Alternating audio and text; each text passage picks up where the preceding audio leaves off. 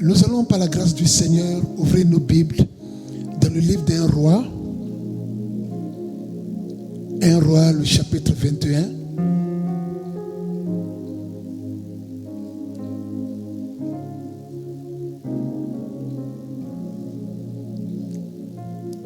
Et nous allons considérer une histoire importante, très importante.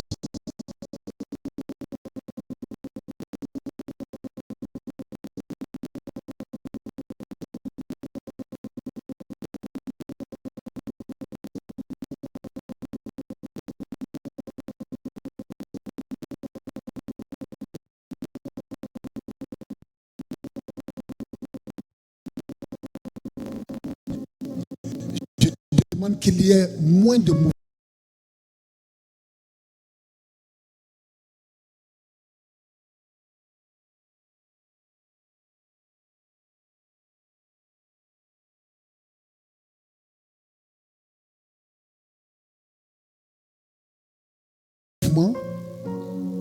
que les mouvements soient minimisés, limités, et que par la grâce du Seigneur, chacun de nous puisse se focaliser sur ce que l'Esprit a à nous dire. Merci Seigneur.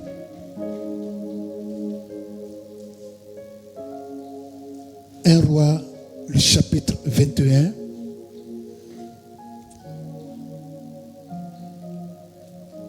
Nous allons commencer notre lecture par, bien évidemment, le verset 1. Merci au Seigneur pour sa grâce. Un roi chapitre 21, le verset 1. C'est une histoire que nous connaissons bien.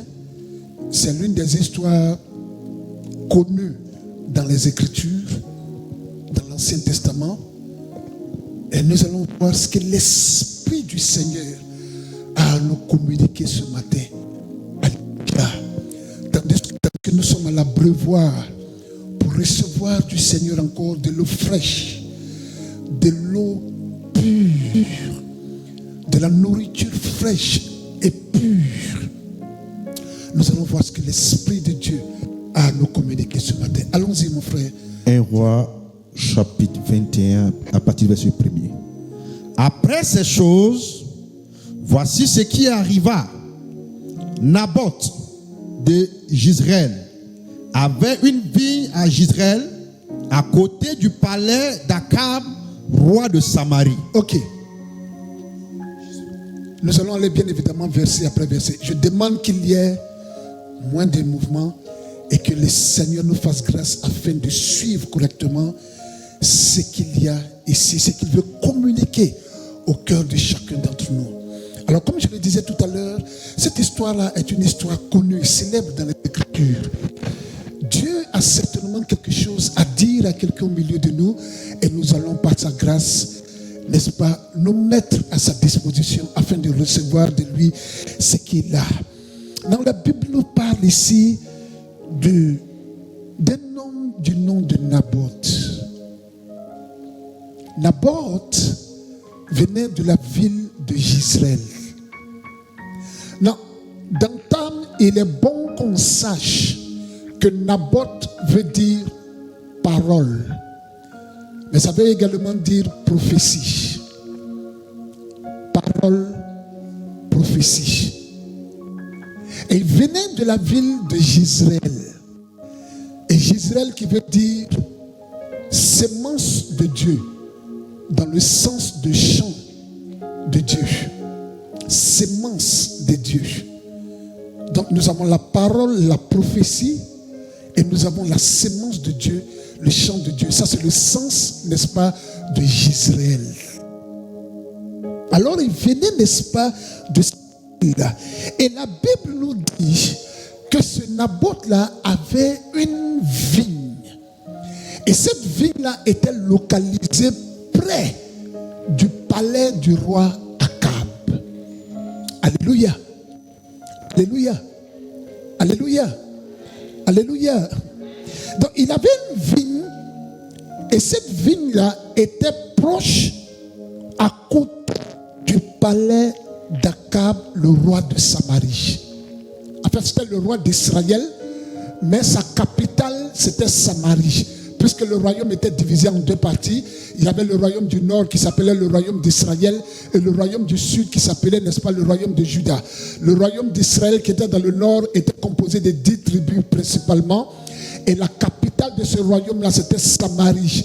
Et à cette époque de cette histoire-là, c'était le couple Akab et Jézabel qui régnait en Israël. Donc sa capitale, je le répète, était Samarie. Mais il avait une villa, il avait un palais de villégiature dans la ville de Jezréel. Et juste près de son palais, je parle du roi Akab, juste près de son palais à Jezréel, il y avait la vigne de Naboth.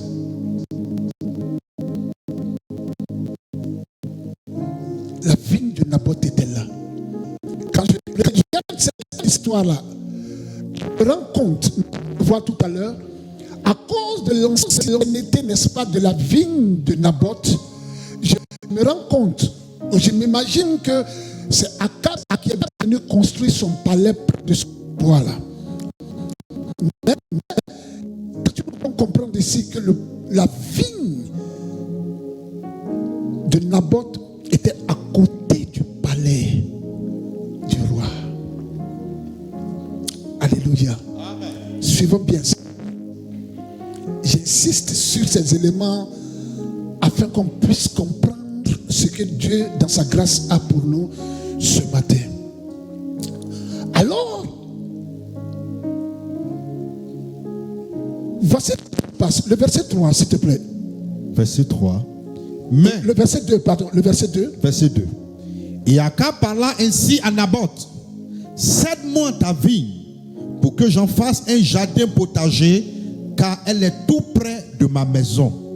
Je te donnerai à la place une vigne meilleure, ou, si cela te convient, je te paierai la valeur en argent. Ok. Voici ce qui se passe ici.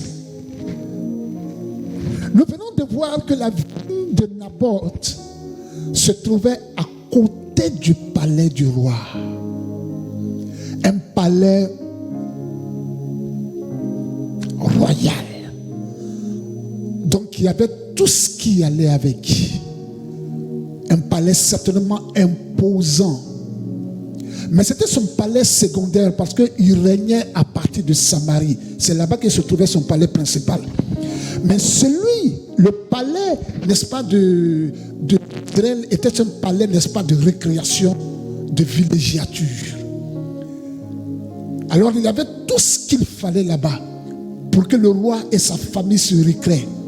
Pour que lorsqu'il recevait, n'est-ce pas, des visiteurs étrangers, il soit à l'aise, il puisse se réjouir.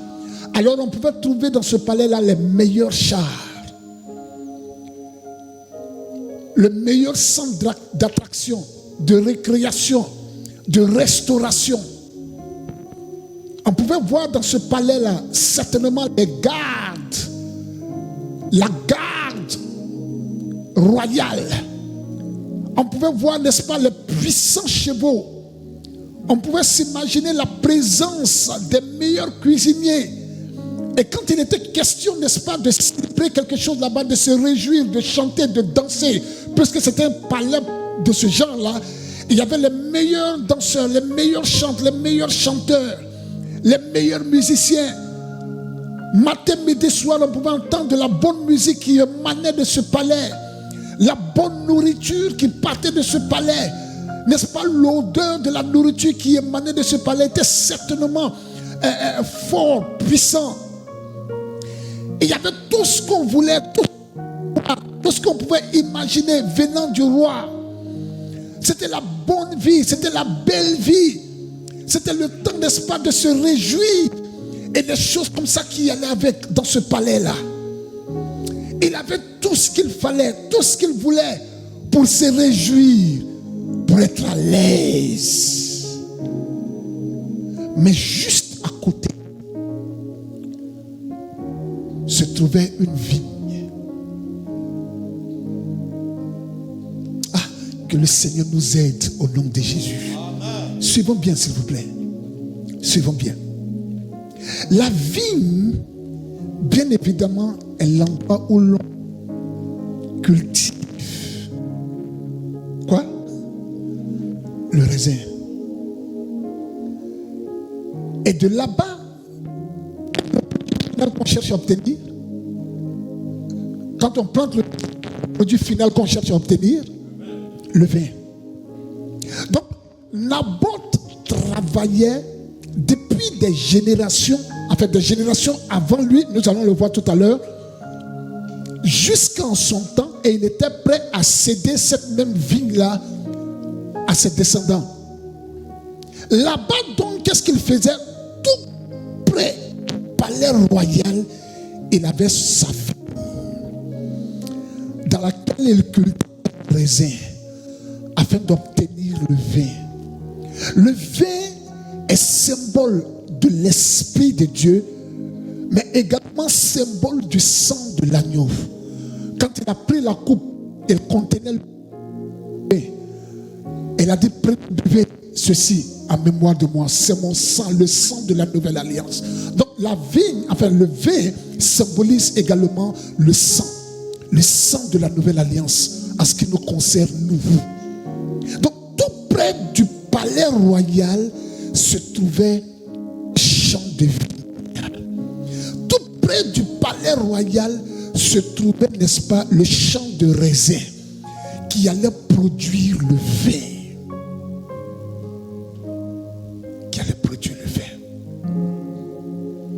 Pendant que dans le palais, les gens se réjouissaient. Pendant que dans le palais, les gens faisaient tout ce qu'ils voulaient. Juste à côté du palais, il y avait une petite vigne dans laquelle on cultivait le raisin pour obtenir le vin. Le vin. Le vin. Dieu nous fera grâce certainement.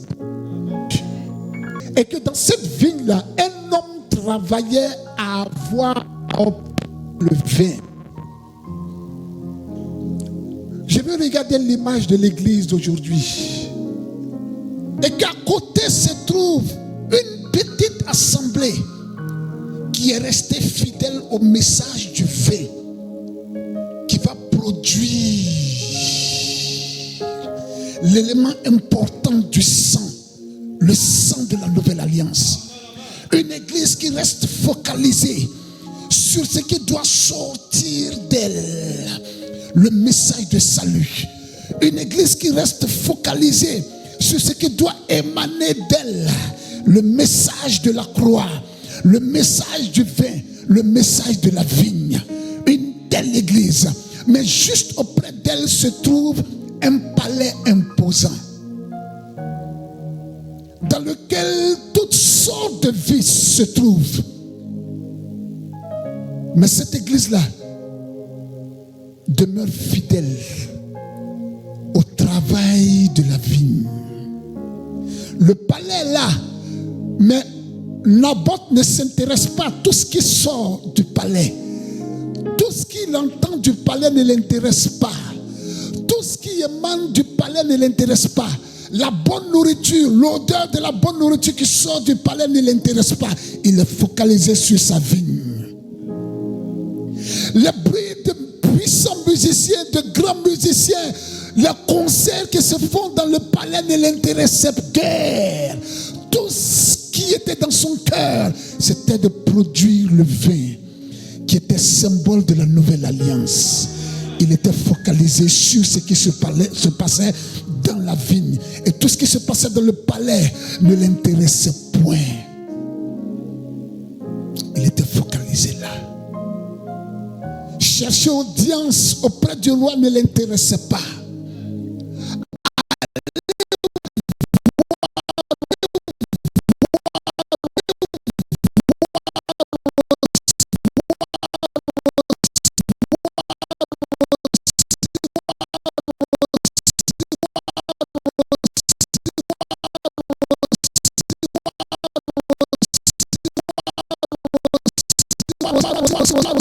Pour que le roi l'aide à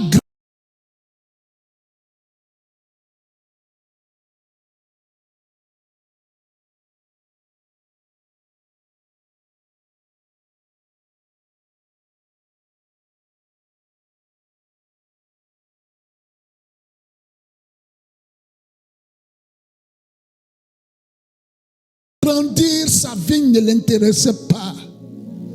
Tout ce qui le regardait, c'est qu'à la fin de la journée, il fallait qu'il produise le vin. Le vin. Le vin. Ah, qu'il plaise au Seigneur de continuer à aider l'abreuvoir. Afin que malgré tout le bruit que nous entendons ça et là, l'on demeure sur l'eau de vie qui est la parole du Seigneur, qui est le Seigneur lui-même. Le vin qui doit sortir de la vigne qui nous a été accordée. Je ne sais pas combien de fois cet homme-là allait à sa vigne. Matin, midi, soir peut-être. Tous les jours peut-être. 3 fois par jour peut-être. Enfin 3 fois par semaine peut-être. Je ne saurais le dire. Mais tout ce qui l'intéressait, c'était sa vigne. Et non point le palais. Tellement de choses se passent près de nous dans les palais. Dans des églises appelées méga church, dans des grandes congrégations de milliers, de centaines de milliers de personnes, de grands concerts émanent de là-bas, la bonne musique vient de là-bas, de puissants sons en matière de sonorisation, ils sont les meilleurs. La foule accourt. En matière de finances, il n'y a rien à dire. Ils ont tout ce qu'il faut. Les meilleurs viennent là-bas. Les grands de ce monde, les princes, les princesses, les rois, les présidents, les ambassadeurs accourent dans ces endroits-là.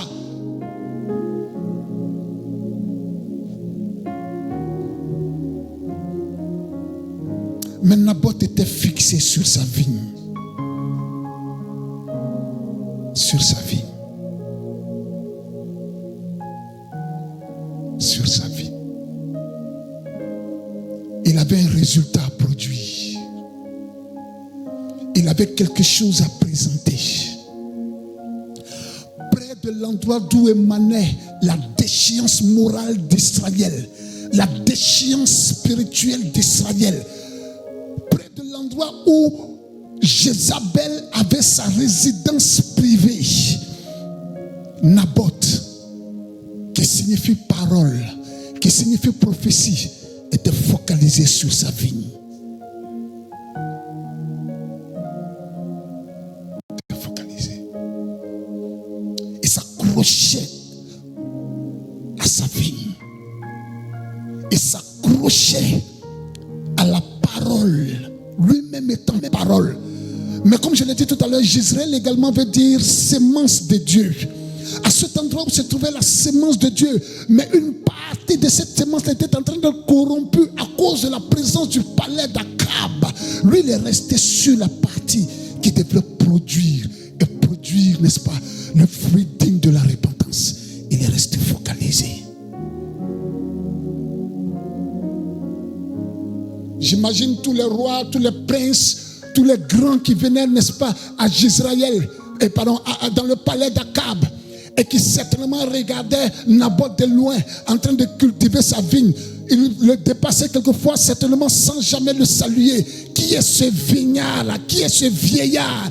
Qui est cet homme-là? Il n'a aucune importance. Il ne peut rien faire. Il n'a rien à porter. Il n'a rien à donner. Tout ce qu'il sait faire, chaque fois qu'on vient ici, il est toujours dans cette petite vigne-là. Dans ce petit endroit-là. Il n'a rien à apporter. Nous allons au palais. Nous allons là où ça chauffe. Nous allons là où tout le monde va. Nous allons là où c'est la royauté qui s'est réunie. Ce vieillard-là, qu'est-ce qu'il a produit? Naboth restait focalisé.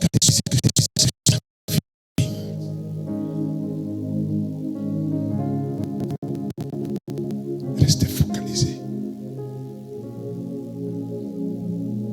Ah, qu'il plaise, des enfants de Dieu qui resteront focalisés sur leur vigne.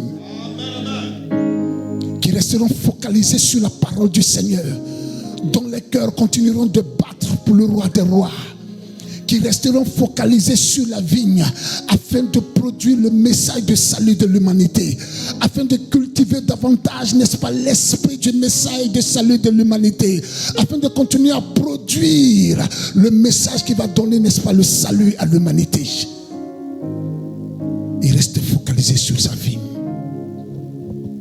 Rien ne pouvait le distraire. Rien ne pouvait le distraire. Il n'avait aucun divertissement. Il ne faisait rien pour se laisser emporter par quoi que ce soit. La cause était trop noble.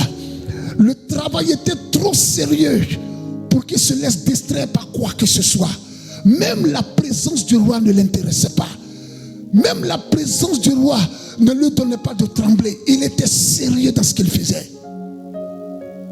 Et quelque chose va se passer. Le verset suivant. Verset 3. Mais Naboth répondit à Akab. Attends, s'il te plaît. Je reviens encore sur le verset 3. Reviens sur le verset 2, pardon. Le verset 2. Et Akab parla ainsi à Naboth. Cède-moi ta vigne pour que j'en fasse un jardin potager. Voici ce que le roi dit à Naboth. Remarquez que ce n'est pas Naboth qui cherche audience auprès du roi. C'est le roi lui-même qui se déplace pour venir vers Naboth. Est-ce qu'il a convoqué Naboth dans son champ, dans son palais peut-être? Ou bien lui-même il est sorti pour aller le voir? C'est possible également. Mais quoi qu'il en soit, ce n'est pas Naboth qui a cherché audience. C'est le roi qui est venu vers lui. Reste focalisé sur le message de la croix. Reste focalisé sur le message de l'évangile. On viendra te chercher au moment opportun. On viendra te solliciter au moment opportun. Tu n'as pas besoin de compromettre. Tu n'as pas besoin de compromis. Reste focalisé sur le Seigneur et le Seigneur lui seul. Reste focalisé sur le roi de gloire. Reste focalisé sur le travail qu'il t'a donné. On viendra te chercher. Et voici ce que le roi lui dit. Naboth, mon palais est ce qu'il est. Je suis le roi d'Israël. Je commande tout ce territoire, tu le sais. Maintenant, j'ai vu plusieurs choses. Mais ta vigne là m'intéresse. Ta vigne m'intéresse. Alors cède-la moi. Cède-moi ta vigne. Je ne veux rien d'autre. Je veux ta vigne. Cède-la moi. Pourquoi? Voici le programme que j'ai pour ta vigne. Je veux en faire un jardin potager.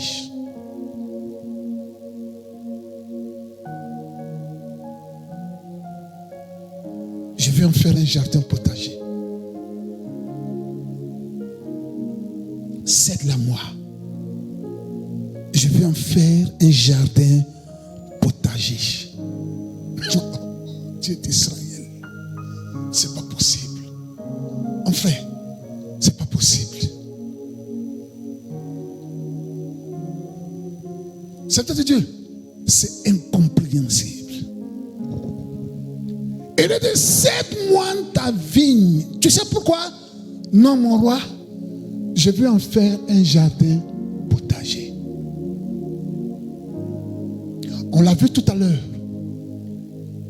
La vigne est l'endroit où l'on plante, n'est-ce pas, le raisin, pour obtenir le vin. Et comme je l'ai dit tout à l'heure, le vin symbolisant le Saint-Esprit, mais également le sang de l'agneau, le sang de la nouvelle alliance. Donc c'était l'endroit où se trouvait le message de l'évangile authentique. C'était un endroit où se trouvait le message pur, où se trouvait la pureté. Le sang qui, n'est-ce pas, allait racheter l'humanité était symbolisé dans cette vigne-là, quelque part. Et le roi lui dit, je vais effacer la présence de ce sang qui symbolise le salut de l'humanité là, et je vais en faire un jardin potager.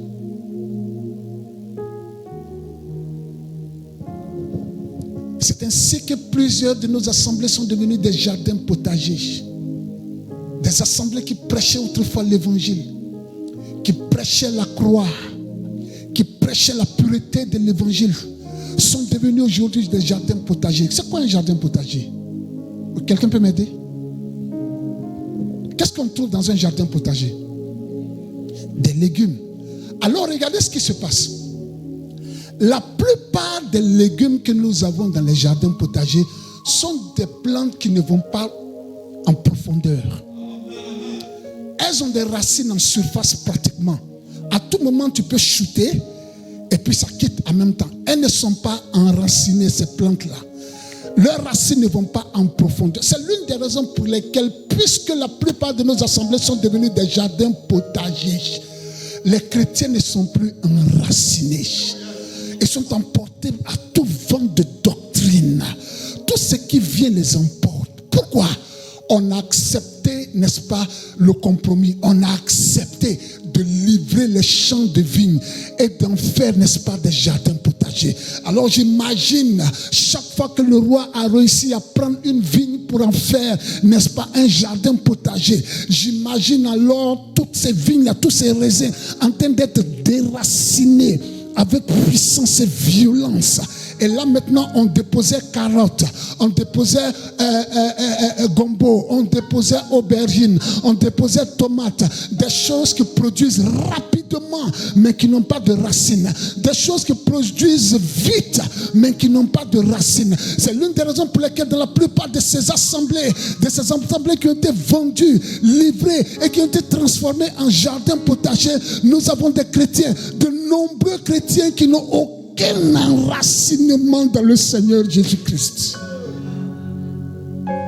Pourquoi nous en avons fait des jardins potagers? Ah! Que le Seigneur nous fasse grâce. Jardin potager. Je vais en faire un jardin potager. Je vais en faire. Et il lui dit encore quoi? Car elle est près de ma maison. Je te donnerai à la place une vigne meilleure, ou, si cela te convient, je te donnerai la valeur en argent. Tu sais pourquoi je vais en faire un jardin potager? Parce que ta vigne est proche de ma maison.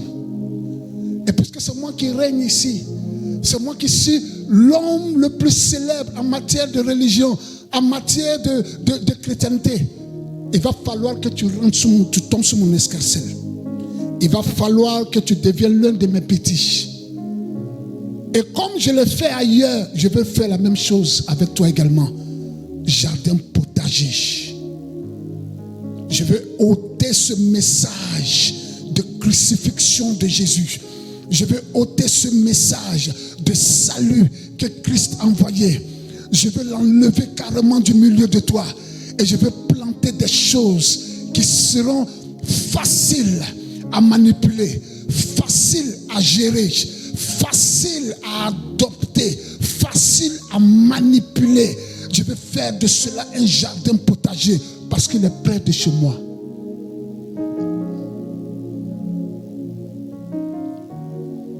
Maintenant, si tu ne veux pas le céder de cette façon-là, je peux te donner un champ meilleur. Ou bien, je te donne l'équivalent en argent. Oh Seigneur, un champ meilleur. Combien de fois n'avons-nous pas vendu? Combien de fois n'avons-nous pas livré l'héritage du Seigneur pour des choses que les rois de ce monde appellent meilleures? Combien de jeunes serviteurs de Dieu, combien d'églises n'ont pas été bradées pour pouvoir voyager dans un avion? J'ai l'habitude de le dire. Il a plu au Seigneur, il continue de plaire au Seigneur de nous faire grâce de voyager quelquefois. Mais quand tu montes dans un avion, dans quoi est-ce que tu es monté? Mais c'est un verset public qui est là-bas. Vous êtes assis. On est pressé de descendre de telle sorte que lorsque l'avion atterrit, il va falloir que les gens insistent pour dire restez assis, parce que nous tous on est pressés de descendre. pour ces choses viles, des gens ont bradé leur vigne. Ont bradé leur vie de chrétienté. Ont bradé la chose que le Seigneur leur a confiée. Ont bradé, ont livré au roi la vigne qui leur avait été confiée. Et ils en ont fait des jardins potagers.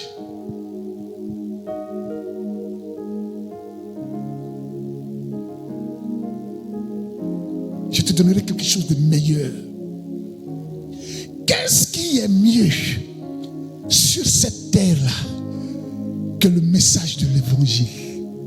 Qu'est-ce qui est mieux? Qu'est-ce qui est meilleur à Christ dans ce monde et dans le monde à venir? Qu'est-ce qui est meilleur? Et le roi lui dit, je te donnerai quelque chose de meilleur. La célébrité, l'opulence, la gloire, les hommages. Quoi? Même l'homme le plus riche de la terre a des soucis. Qu'est-ce qui est meilleur que Christ? Qu'est-ce qui est meilleur? Qui est meilleur? Et le langage de ce roi-là, c'est que lui, il est capable de donner quelque chose de meilleur. C'est l'une des raisons pour lesquelles nous avons bradé, rejeté le message de salut, le message de sainteté, de sanctification, pour donner au peuple, ignare golubile, de messages de tu vas voyager, tu vas faire ceci, tu vas faire cela, tu vas faire ceci, tu vas faire cela. Et le peuple crie Amen, Amen, et je reçois, etc., etc. Pourquoi le roi a réussi à racheter la vigne et il en a fait un jardin potager? Quelque chose de meilleur. Pour lui, c'est ça. Rendre le peuple ridicule. Rendre le peuple avide des choses de la terre. Oubliant la pureté de l'évangile.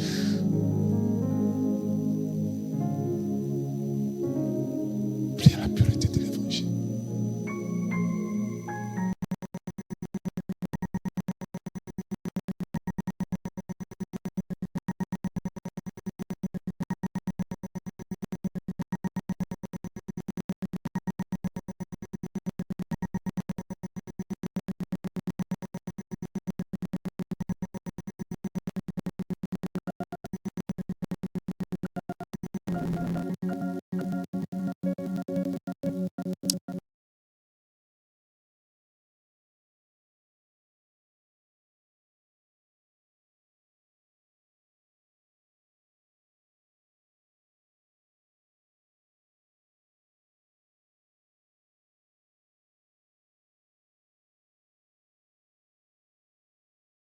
Et il dit, si tu ne fais pas, je pourrais te donner également l'équivalent en argent. Et tellement d'églises, tellement de nos assemblées ont été vendues pour des piécettes. Car quelle que soit la somme d'argent que tu recevrais sur cette terre, c'est encore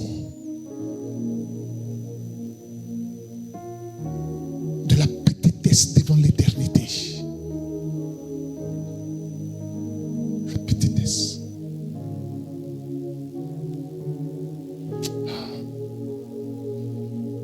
Le Seigneur nous fasse grâce. Le verset 3. Verset 3. Mais Naboth répondit à Akab que l'Éternel me garde de te donner l'héritage de mes pères. Amen. Amen. Alléluia. Est-ce qu'on peut acclamer le Seigneur?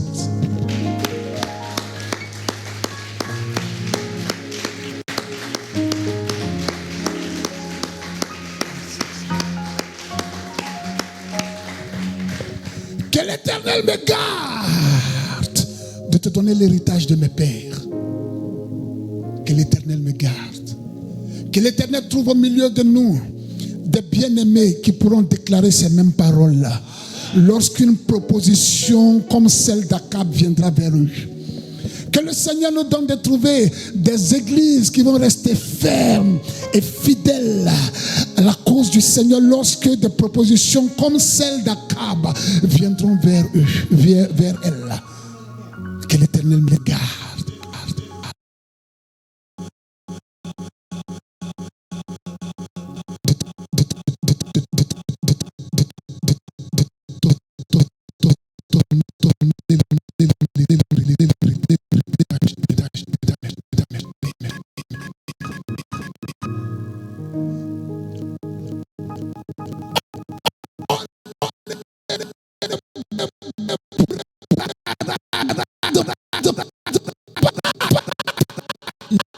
L'évangile.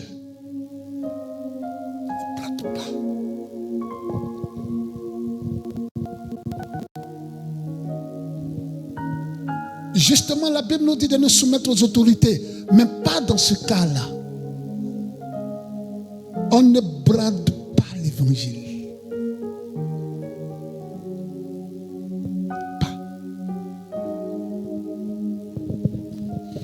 Justement, la Bible nous fait comprendre l'importance d'obéir aux autorités, même pas dans ce cas-là.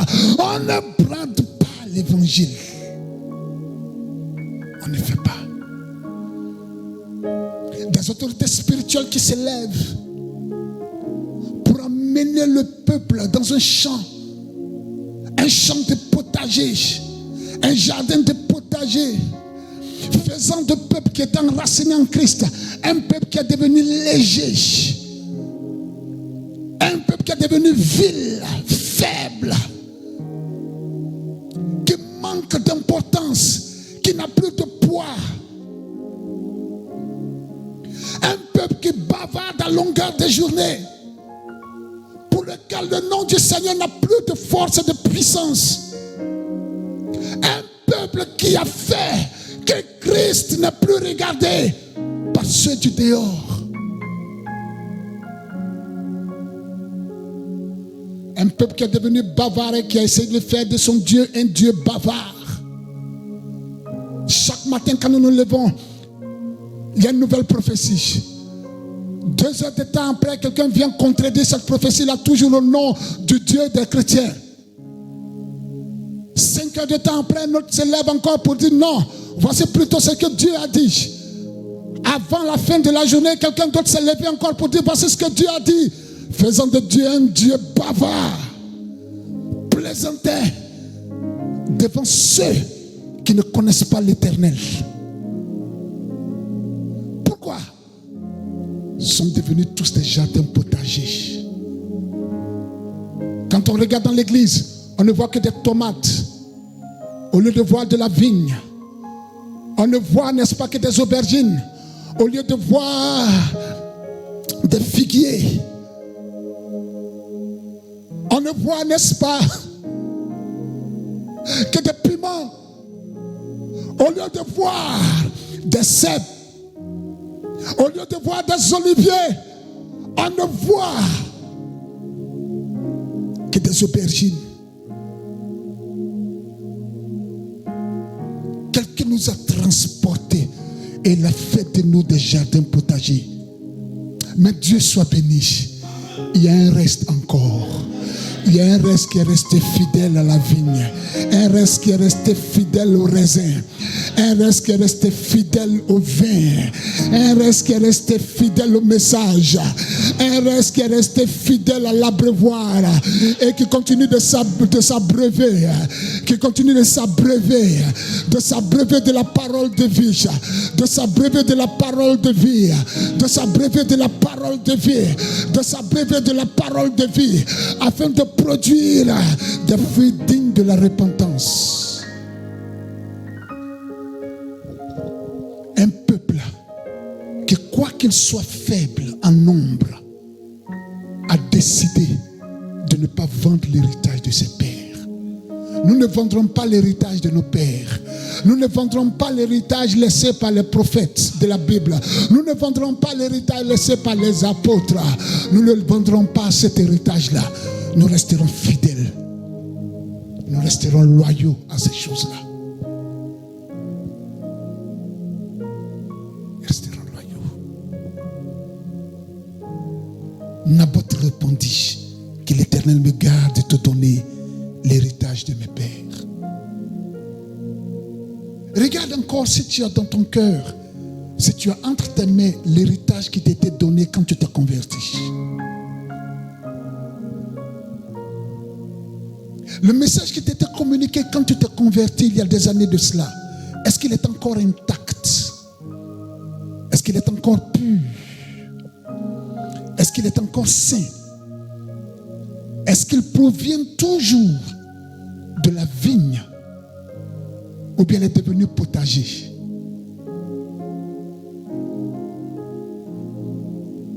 Regarde. Sonde ton cœur et vois ce qu'il est devenu, ce message-là. Est-ce qu'il est resté fidèle au message de la vigne? Ou est-ce qu'il est devenu un jardin potager? Qu'est-ce qu'il est devenu? Qu'est-ce qu'il est devenu? Qu'est-il devenu? Le verset suivant, s'il te plaît, mon frère. Verset 4. Akab rentra dans sa maison, triste et attristé et irrité, à cause de cette parole que lui avait dite Naboth de Jezreel. Je ne te donnerai pas l'héritage de mes pères. Et il se coucha sur son lit, détourna le visage et ne mangea rien. Waouh! La puissance de la parole de Dieu. Regardons ensemble ce qui s'est passé. S'il te plaît, serviteur, reprends ça pas à pas. Oui, vas-y, le verset 4. Regardez, après la déclaration de Naboth, qui a vu l'opulence du palais, qui a vu la gloire qui rayonnait dans ce palais-là, qui a entendu le roi lui faire de vraies propositions. Regardez comment il s'est accroché à la parole du Seigneur. Et quand il a annoncé, quand il a prononcé la parole de Dieu, voyons ensemble ce qui est arrivé au roi. Allons pas à pas, oui.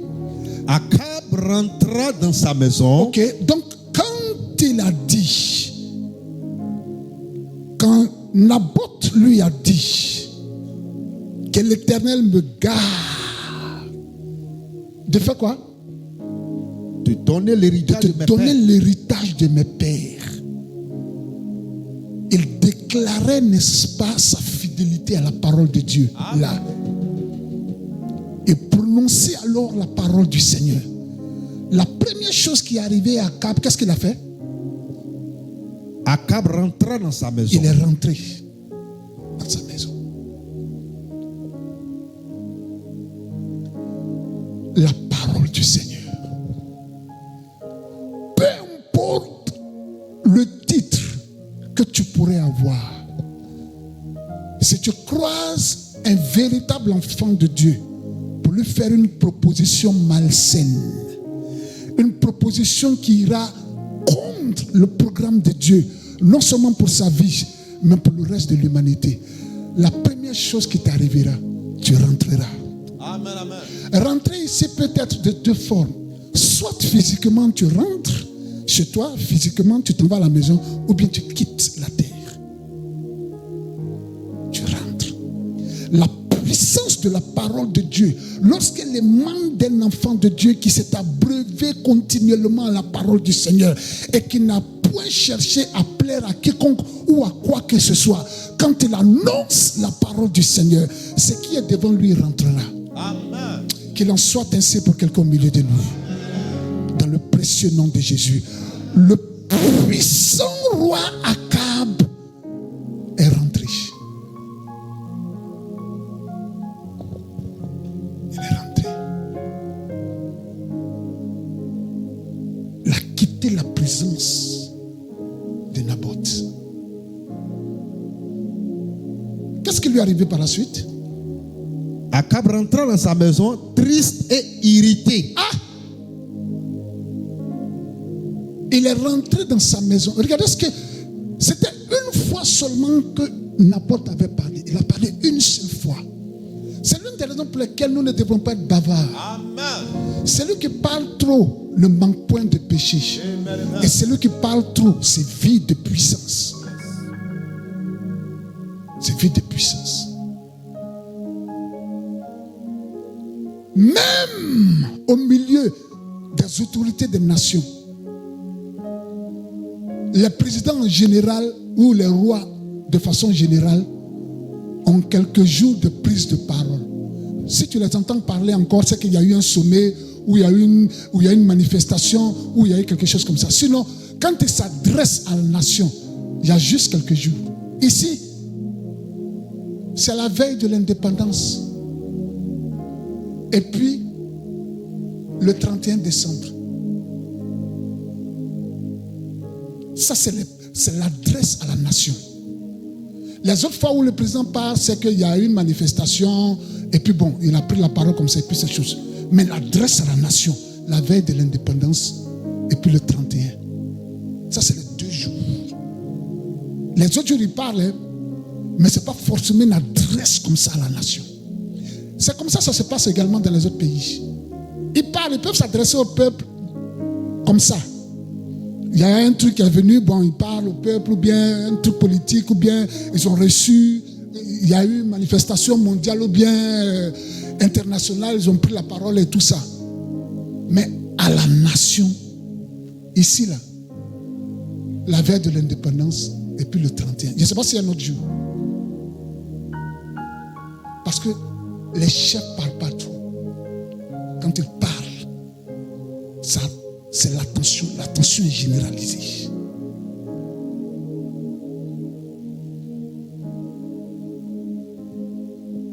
Alors, Naboth a parlé une seule fois. Le roi est rentré. Il est rentré content. Oh, j'ai parlé avec Naboth, il a accepté. Oh, gloire, gloire, gloire, gloire. Eh, ouais, je s'appelle. Appelle-moi la musicien, on va danser. C'est comme ça qu'il est rentré. Il est rentré comment? La puissance de la parole qui émane de la bouche d'un enfant de Dieu, qui a été abreuvé.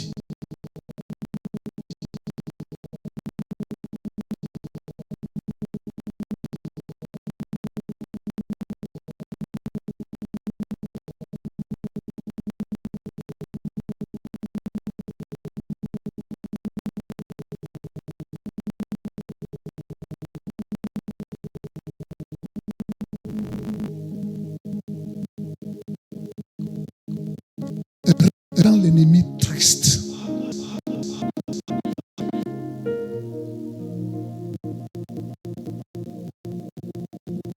Et irrité. Il rentre et c'est pas ce qu'il va faire de toi.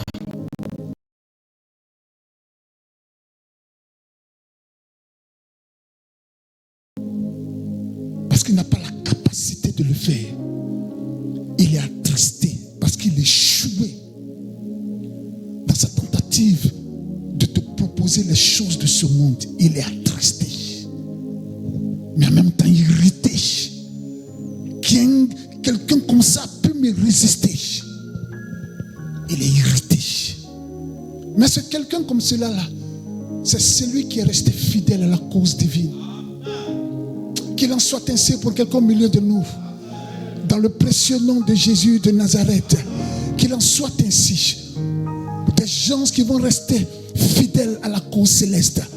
Des personnes qui prêtent allégeance au Dieu vivant et qui maintiennent cette allégeance-là, vaille que vaille. Il est resté fidèle. Ça a resté. Et il était le roi. Une seule parole. Combien de paroles? Dis à ton frère une seule parole. Touche-le. André qui n'a pas bien compris. Une seule parole. A faire rentrer le roi. L'a rendu triste. Irrité en même temps. Une seule parole. Qui émane d'un enfant de Dieu qui connaît son Père. C'est pourquoi ne vous bousculez pas dans certaines pratiques qui se font aujourd'hui. Des offrandes dites de rachat. C'est une insulte au sacrifice suprême de notre Seigneur. Quand quelqu'un dit il faut faire une offrande de rachat pour toi, c'est comme s'il était en train de dire ton salut là, je vais en faire un jardin potager également. Le sacrifice de Jésus. Oh, Seigneur, qu'il plaise au Seigneur de nous ouvrir les yeux là-dessus. La compréhension là-dessus. Le sacrifice de Jésus. Avant que le monde ne soit, il était déjà sacrifié. Quand la Bible dit avant la fondation du monde, l'agneau avait été déjà crucifié. J'ai regardé un documentaire. C'est en anglais, mais peut-être qu'un jour on pourra le projeter ici. En anglais, le titre, pour ceux qui comprennent bien l'anglais, qui voudraient bien regarder cette vidéo-là, je crois que c'est encore sur YouTube. On appelle ça Indescribable. Indescribable. Quand tu regardes cette vidéo-là, on te parle là-bas de galaxies et comment le Seigneur les a créées. Ça te donne la crainte de Dieu. Et tu te rends compte que notre planète, la Terre, tu te demandes, mais Dieu même, il fait quoi sur la Terre? Qu'est-ce qu'il y a sur la Terre? Et puis s'intéresse à ceux qui sont là. La Terre est insignifiante. Même dans notre galaxie. Même dans notre galaxie qu'on appelle, je crois, c'est la galaxie de la Voie lactée, non? Hein? La Voie lactée. La Terre est insignifiante, mais elle est complètement insignifiante. Elle n'est pas au centre. Elle n'est pas à côté du centre. Elle n'est pas près du... Elle est quelque part où elle peut être complètement négligée.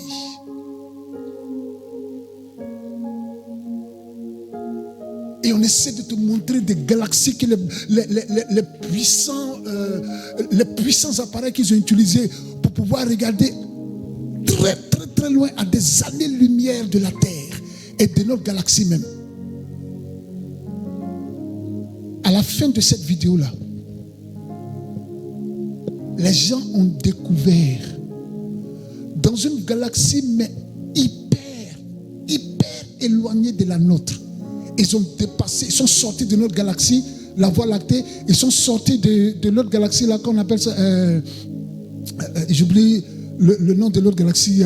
Ils sont sortis de tout ça et ils ont découvert, mais de façon très éloignée de la nôtre, la croix. Ils ont découvert ça là-bas. Il dit, donc quand la Bible dit avant la fondation de la terre, l'agneau avait été immolé. C'est ça là. Quelqu'un va prendre billet de banque pour dire, toi, viens te racheter encore.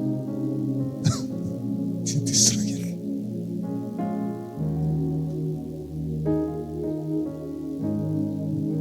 Dieu d'Israël. Et là, qu'est-ce qui se passe? Après cette hérité, qu'est-ce qui s'est passé encore? Regardez ce qui se passe à nouveau dans la vie du roi, oui. À cause de cette parole que lui avait dite Naboth de Jezreel, il y a une seule parole qu'on doit dire. Une seule parole. Celle de l'évangile. Celle qui émane, n'est-ce pas, des Écritures. Une seule parole. Qu'est-ce qui s'est passé encore? Et il se coucha sur son lit, détourna le visage allons doucement. et ne mangea. Allons doucement. Amen. Il était d'abord, il est rentré. Ensuite, il était triste. Il était irrité. Et la Bible dit, à cause encore de cette même parole que Naboth a prononcée,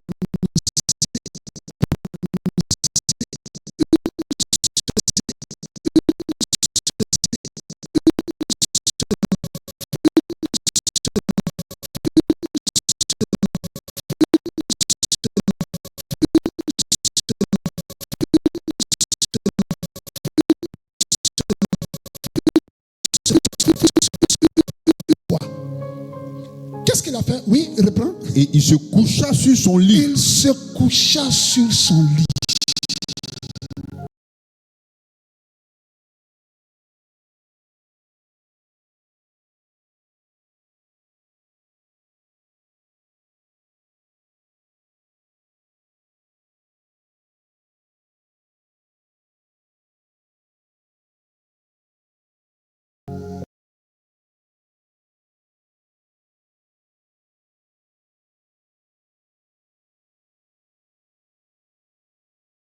Il est tombé malade en même temps.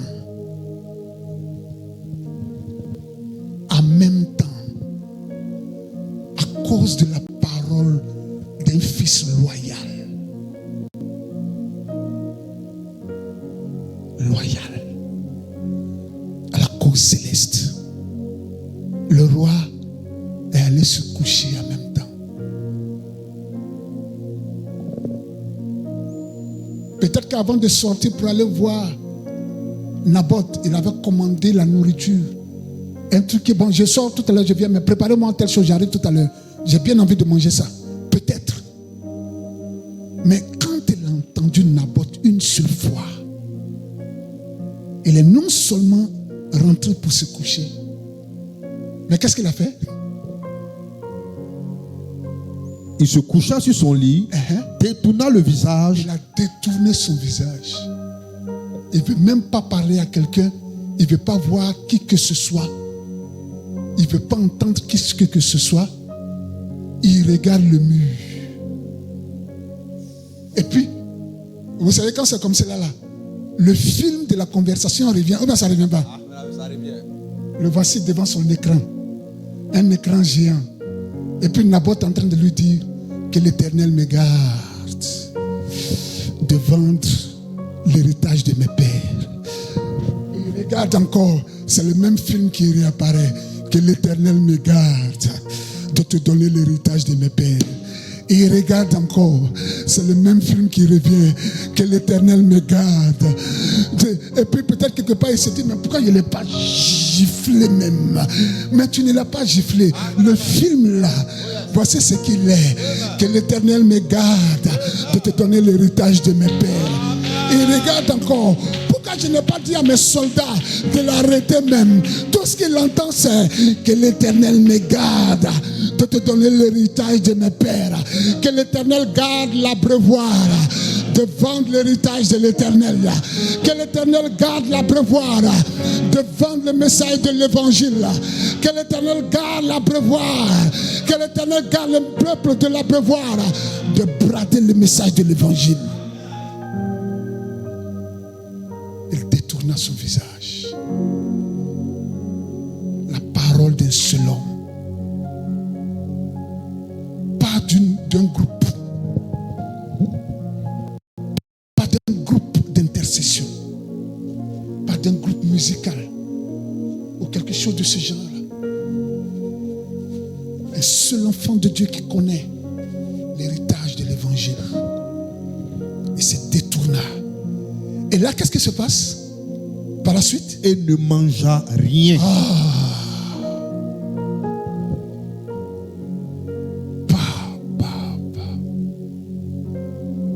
La puissance de la parole d'un enfant de Dieu qui reste focalisé rien que sur la parole.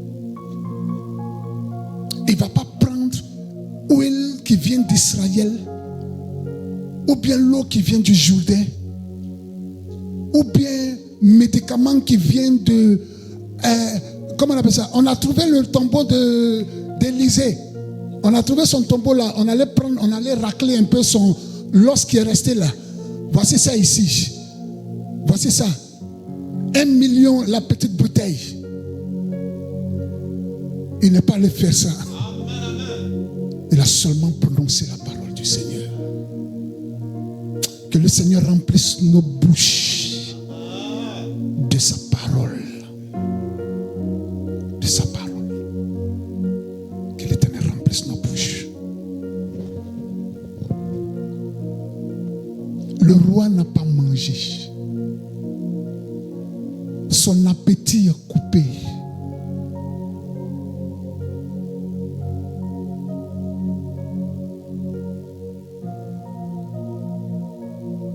Un paysan de rien du tout a fait couper au roi son appétit.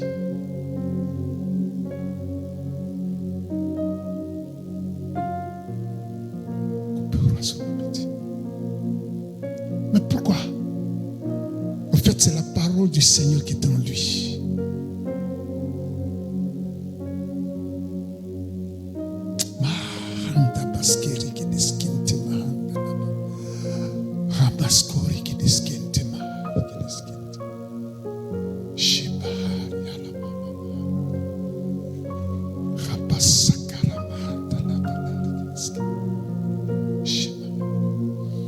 De tels hommes encore au milieu de nous, de tels fils, de telles filles de Dieu encore au milieu de nous,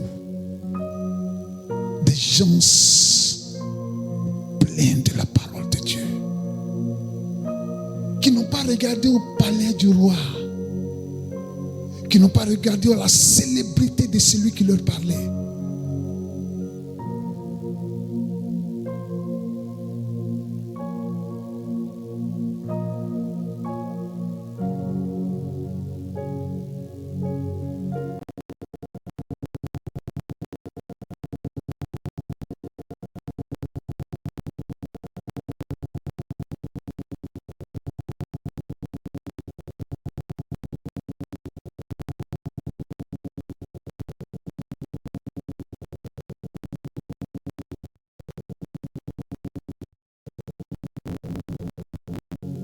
Un jour, quelqu'un venait me voir.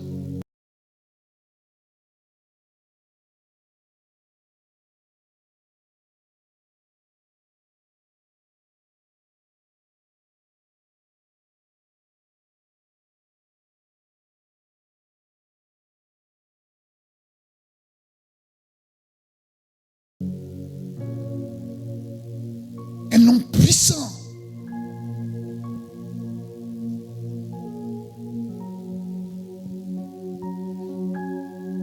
Et il m'a fait une proposition.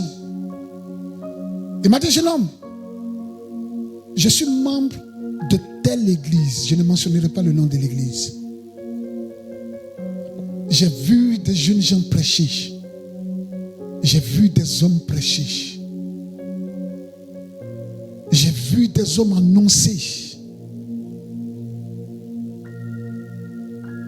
Mais le fait que tu sois resté fidèle à la parole du Seigneur me touche. Tu ne prêches que la croix. Tu n'as toujours prêché que ce message-là.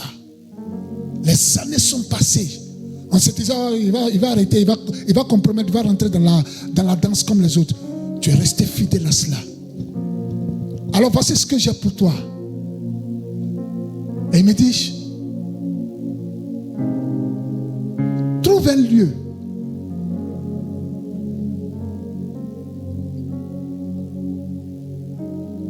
Une ville, il veut dire, dans laquelle tu vas chercher un terrain bien localisé. Peu importe ce qu'on te donnera comme prix, viens me dire. Je suis prêt à payer ça pour toi. On va construire l'église ensemble. Tu vas prêcher. C'est ce qu'il me dit. Tu vas prêcher. Les gens vont venir. Il y aura foule. Et les offrandes là. On va voir comment faire ça.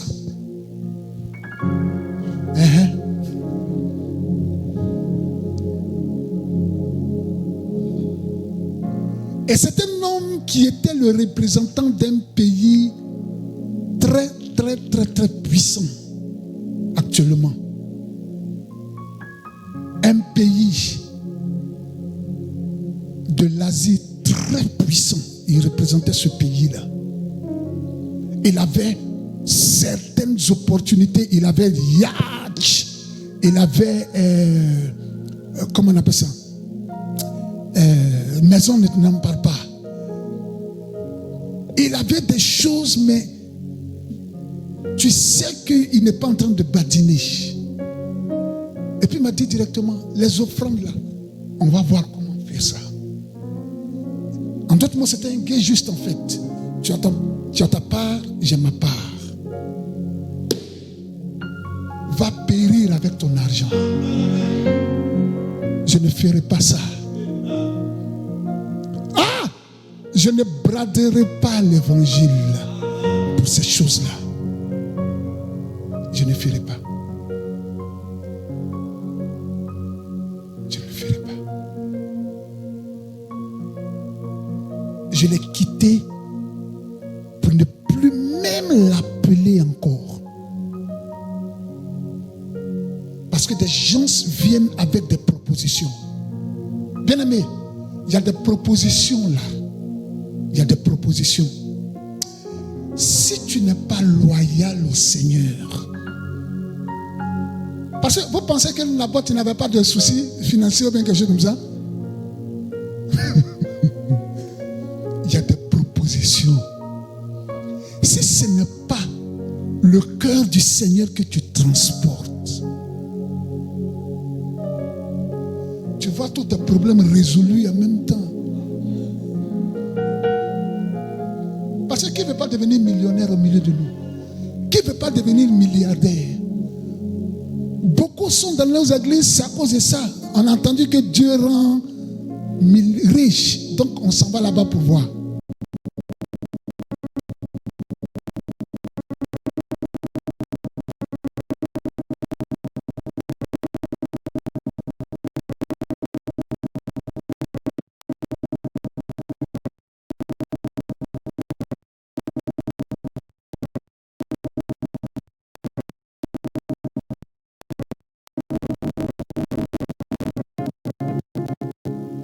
Et dans ça, plusieurs ont compromis en touchant au feu étranger.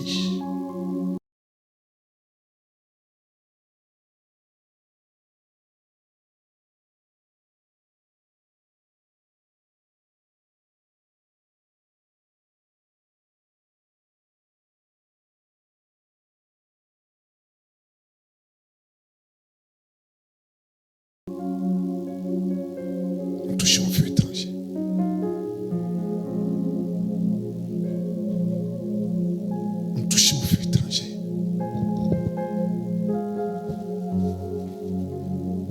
Dieu nous donnera des hommes comme Naboth.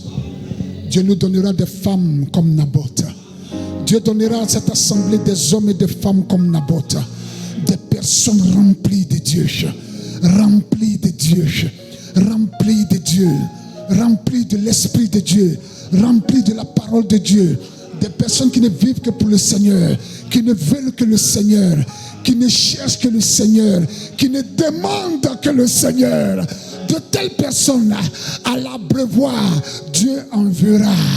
Il enverra. Il enverra. Il enverra. Si tu crois en cela, crie Alléluia.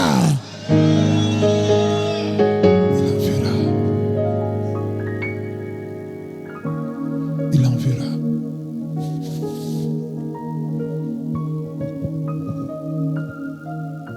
Il enverra.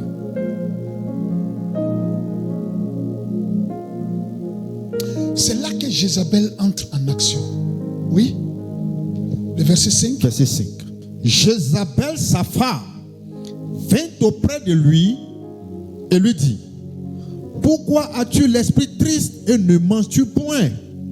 Il lui répondit: j'ai parlé à Naboth de Jezreel, je lui ai dit: cède-moi ta vigne pour de l'argent, ou si tu veux, je te donnerai une autre vigne à la place. Mais il a dit: je ne te donnerai pas ma vigne. Ah, il fait le résumé à sa femme. Comment c'est pas ça? Amen. Mais qu'est-ce qui se passe? Akab, il y a quoi un peu comme ça? C'est-à-dire qu'il est tellement abattu, il est tellement touché par ce qui s'est passé que sa femme a remarqué. Il ne pouvait pas cacher ça.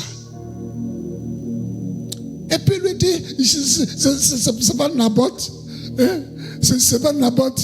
Je lui ai dit, vous savez, quand on est triste, on est abattu ou bien on est irrité, là, on a une manière de parler. On ne parle pas calmement et machin. C'est pas Naboth. Et je lui ai dit de me donner sa vigne. Et puis puis il lui donnait l'argent pour ça. Il dit non. Il dit non. Maintenant, il a dit qu'il lui donnait notre vigne à la place, même s'il peut lui donner notre vigne à la place de son truc. Il dit, je ne sais pas pourquoi il est en train de... Tu vois la vigne qu'elle a là. Il lui a dit, il rentre dans tous les détails, machin. Il panique. L'une des choses dans le résumé qui me fait comprendre ici, c'est que Naboth a dit, je ne te donne pas. Je ne te donne pas. L'héritage de mes pères, je ne te donnerai pas ça. Alléluia. Je ne te donnerai pas l'héritage de mes pères. Tu veux me donner notre vigne. Toi-même va prendre la vigne que tu veux me donner là. Mais pour moi, là, on ne la compromettra pas. L'évangile du Seigneur Jésus-Christ, on ne la vendra pas, on ne la livrera pas, on ne la bradera pas. On ne kennera pas l'évangile du Seigneur. Alléluia. Alléluia. Alléluia. On ne kennera pas l'évangile du Seigneur. Ça restera intact. Va où tu veux, fais ce que tu veux. Mais pour moi là, ce qui m'a donné comme héritage là, ce qui m'a donné comme évangile là, je ne vendrai pas cela. Il fait le résumé à sa femme, sa meurtrière de femme, sa sorcière de femme, sa terrible femme. Il lui fait le point.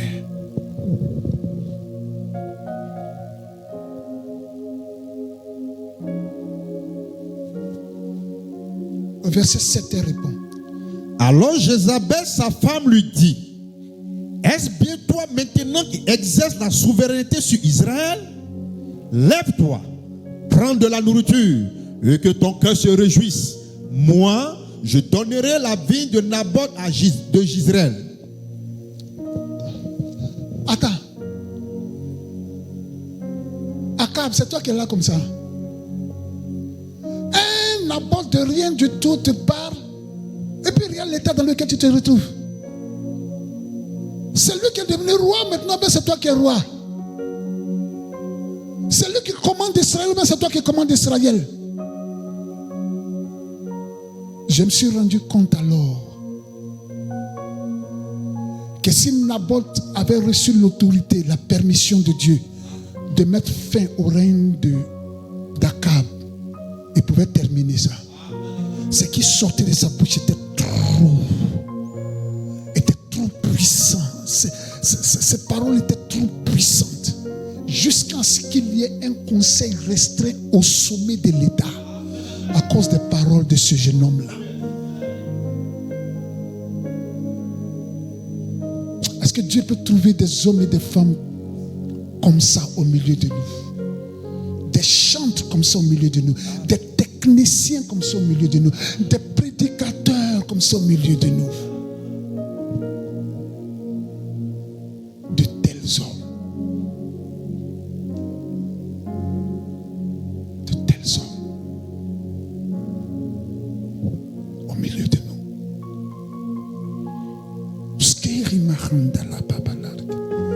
Elle dit, calme-toi, je te donnerai le champ. La vigne, c'est pas vigne de Naboth, tu veux. C'est parce qu'à côté là, oui, je te donnerai cela. Voyez, quand vous restez fidèle à la mission qui vous a été assignée, et que vous continuez de prêcher l'évangile,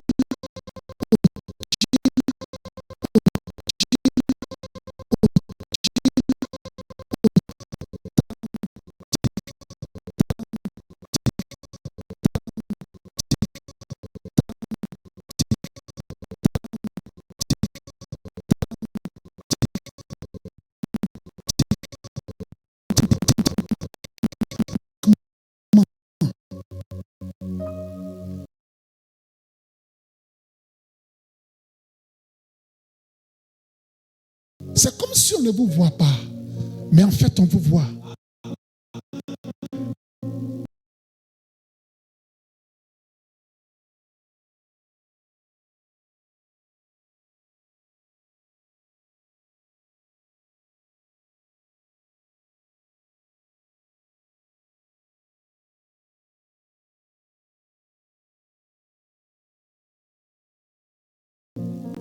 C'est comme si on ne vous entend pas. Mais en fait, on vous entend.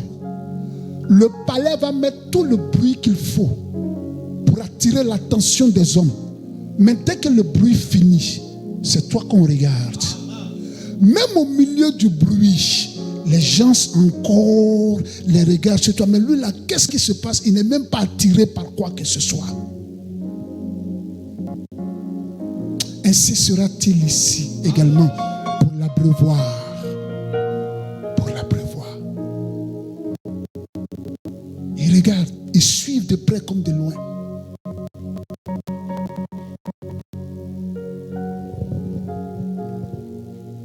Sommet, enfin réunis au sommet de l'État du royaume d'Israël.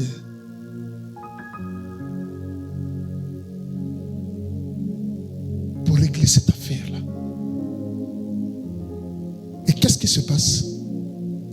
Et elle écrivit au nom d'Akab des lettres qu'elle scella du sceau d'Akab et qu'elle envoya aux anciens et aux magistrats qui habitent avec Naboth dans sa ville. Voici ce qu'elle écrivit dans ses lettres. Publiez un jeûne, placez Naboth à la tête du peuple et mettez en face de lui 2 méchants hommes qui déposeront ainsi contre lui. Tu as maudit Dieu et le roi, puis menez-le dehors, lapidez-le et qu'il meure. Les gens de la ville de Naboth, les anciens et les magistrats qui habitaient dans la ville, agirent comme Jézabel le leur avait dit, d'après ce qui était écrit dans les lettres qu'elle leur avait envoyées. Ils publiaient un jeûne. Ils plaçaient Naboth à la tête du peuple. Les 2 méchants hommes vinrent se mettre en place en face de lui, et ces méchants hommes déposaient ainsi devant le peuple contre Naboth. Naboth a maudit Dieu et le roi. Puis il le menait hors de la ville, il le lapidait et il mourut. Et ils envoyaient dire à Jézabel, Naboth a été lapidé et il est mort. Lorsque Jézabel apprit que Naboth avait été lapidé et qu'il était mort, elle dit à Akab, lève-toi, prends possession de la ville de Naboth de Jezreel, qui a refusé de te la céder pour de l'argent, car Naboth n'est plus en vie, il est mort. Akab, entendant que Naboth était mort, se leva pour descendre à la ville de Naboth de Jezreel, afin d'en prendre possession. Pour en faire un jardin potager. Amen. Naboth est mort. Quand on voit la façon dont Naboth est mort, ça nous rappelle la mort du Seigneur. Des gens qui se sont levés, ils ont dit, oh, on l'a entendu dire, je détruirai ce temple-là, en 3 jours je le bâtirai. Des accusations, ça ressemble fortement à ce qui s'est passé pour le Seigneur. Parce qu'en ce moment-là, Naboth était une préfiguration, n'est-ce pas, de Christ. Rappelez-vous, son nom veut dire parole. Son nom veut dire également prophétie. Un complot, ou dire contre la personne de Naboth.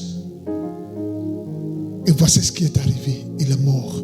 Quand il est mort, le roi est descendu pour prendre possession de son champ, de sa vigne, comme je l'ai dit tout à l'heure, pour en faire un jardin potager. Il pouvait crier maintenant victoire. Ma femme, tu es efficace. Je comprends pourquoi tout le royaume a peur de toi. Non, il n'y a pas l'homme pour toi, Jézabel. Tu as réussi à la voir. Oh, mais c'est un petit problème, ça. C'est un petit. Pourquoi la dernière fois, même quand tu allais le voir, tu ne m'as pas appelé pour qu'on aille le voir ensemble? J'allais le menacer, il allait te donner ça. Vite, vite, vite, vite. Rapidement, il allait livrer ça. Hein? Tu viens, tu te gèles comme un roi. Il ne faut plus faire ça. Va prendre possession. Il descend, il va prendre possession. Comme beaucoup ont pris possession en essayant d'éteindre des serviteurs de Dieu, en essayant de les éteindre ministériellement, de les tuer ministériellement, de les rendre muets ministériellement, de ne pas leur accorder l'importance qu'il faut ministériellement. Et ils ont réussi à le convaincre, à leur imposer ceci. Il va falloir que tu rentres dans le réseau. Il va falloir que tu te soumettes. Il va falloir que tu aies un père sur toi. Il va falloir que tu aies une couverture sale sur toi. Il va falloir que tu aies ceci, que tu aies cela. Il te faut ça obligatoirement. Et le serviteur qui était totalement fidèle à la parole du Seigneur vend son droit. Il livre sa vigne qui devient un jardin potager, une nouvelle construction, un nouveau édifice. Mais l'intérieur, il n'y a plus de vigne. On ne trouve que des carottes, des tomates, des aubergines, des gombo, quoi encore, choux, piment. Comme chrétiens qui n'ont aucun enracinement dans le Seigneur,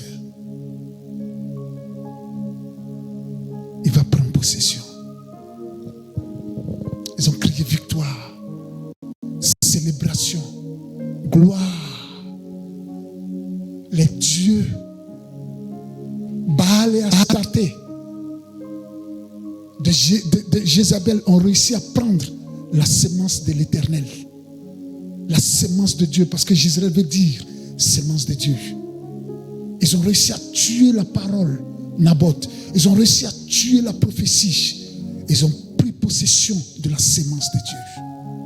C'était la célébration, la gloire. On pouvait encore chanter dans le palais.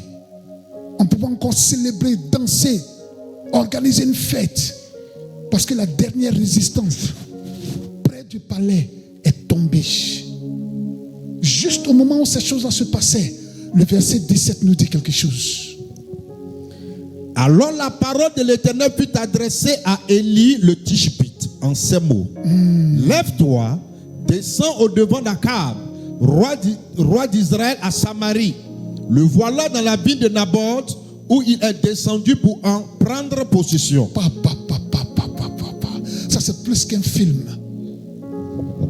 Au moment où il descend pour aller dans la vigne de Naboth qui vient d'être tué, la parole de l'Éternel s'adresse à Élie le Tishbite. Lui là, il n'a pas besoin de cheval pour rattraper Akab. Vous vous souvenez qu'il a déjà couru devant les chars là. Il n'a pas besoin de cheval, il n'a pas besoin d'avion, il n'a pas besoin. Il va courir simplement, il va descendre là-bas. Il dit lève-toi, descends. Avant qu'il ne rentre dans la vigne, Élie est devant lui. De tels hommes comme Élie le Tishbite, Dieu suscite encore au milieu de nous. Alléluia, alléluia, alléluia. Pendant qu'on pense que tout est gâté, tout est mélangé, l'église ce n'est pas la peine, l'église c'est fini. Affaire d'église en Côte d'Ivoire ici, affaire d'église en Afrique ici, affaire d'église au Ghana ici, affaire d'église au Togo ici, affaire d'église en Guinée ici, affaire d'église en tel et tel pays ici. C'est fini, l'église est tombée. Au moment où on pense qu'il n'y a plus rien à faire, la dernière église est tombée. C'est en ce moment-là que Dieu suscite des Élie le Tishbite qui vont venir avec la parole de l'Éternel. Avec fougue, puissance, détermination, courage.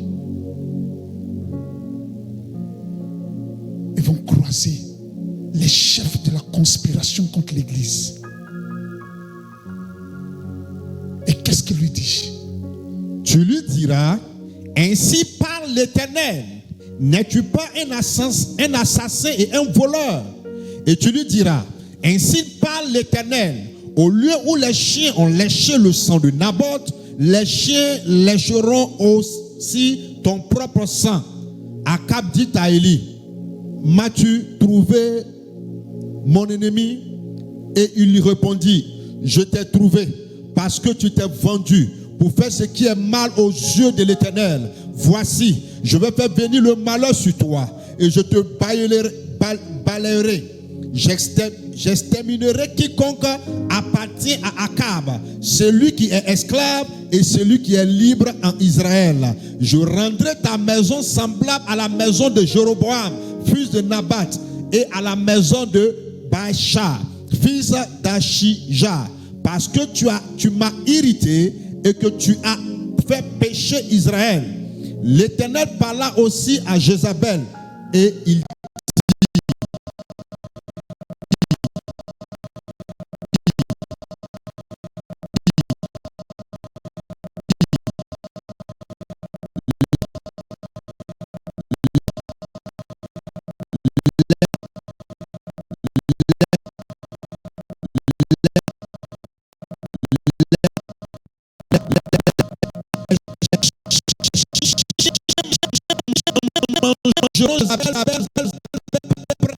du rempart d'Israël, celui de la maison d'Akab qui mourra dans la ville sera mangé par les chiens, et celui qui mourra dans les champs sera mangé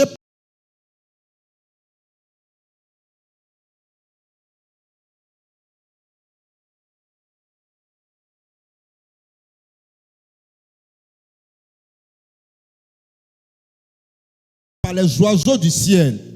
Il n'y a eu personne qui ne soit vendu comme Akab pour faire ce qui est mal aux yeux de l'Éternel et à Jézabel sa femme. Amen. Amen. Amen. Quelle sentence.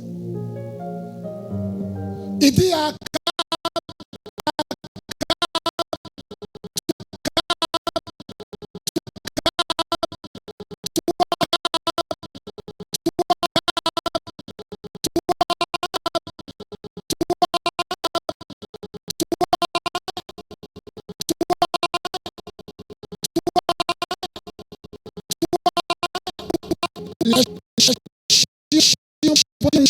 lécher ton sang, mais Jézabel, les chiens vont la manger.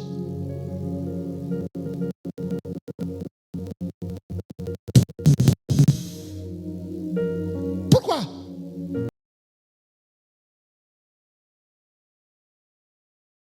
Parce que vous avez fait de la vigne de l'Éternel un jardin potager. Ils ont fait tellement de péchés, ils avaient commis tellement de péchés, ils avaient fait tellement de choses. Dieu n'a pas parlé beaucoup. Mais le jour où ils ont essayé de rendre sa vigne un jardin potager, quand ils ont décidé de faire de l'église un lieu de plaisanterie, un lieu où les gens ne sont pas affermis, un lieu où les gens ne sont pas enracinés en Christ, un lieu où les gens sont superficiels, où les gens ne connaissent pas Dieu, où les gens se plaisantent avec Dieu, où les meilleurs comédiens, c'est dans l'église désormais que ça se fait. On envoie des comédiens pour égayer, n'est-ce pas, l'église, pour faire rire l'église. On envoie de la plaisanterie. Nos enfants sont habillés n'importe comment pour venir faire ballet. Leurs fesses sont devant nous comme cela. Les petites filles sont plaquées. Tout est dessiné devant. Même les grands, tout est dessiné. Quand on a décidé de faire ça, de l'église, de la vigne de l'Éternel, c'est en ce moment-là que les chiens lécheront et mangeront les auteurs de ces choses-là.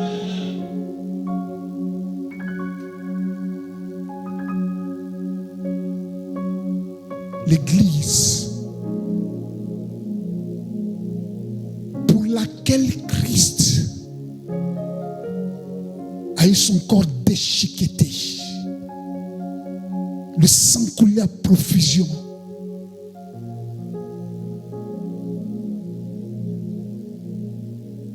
Quand on fait d'elle un sujet de plaisanterie, ce qui va suivre, c'est les chiens qui seront détachés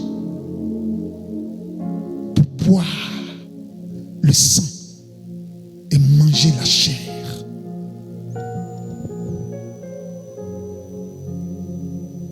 L'église. S'il y a une entité avec laquelle il ne faut pas plaisanter, c'est bien l'église. Tu peux sembler ne rien ressentir actuellement quand tu plaisantes avec l'église. Quand tu décides de ne plus enseigner la parole de Dieu, que tu enseignes les raisonnements humains, la philosophie humaine, les pensées humaines, et que le monde t'acclame. Quand tu communiques, n'est-ce pas, les développements personnels, et que le monde t'acclame, le monde t'adule. Quand ceux, n'est-ce pas, des jardins potagers sont nombreux et qu'il t'acclame, il te célèbre et que tu continues, n'est-ce pas, de communiquer ces choses-là, rendant chaque église du Seigneur un jardin potager, tu semblerais être en train de réussir. Mais les chiens t'attendent, soit pour boire ton sang, soit pour te manger.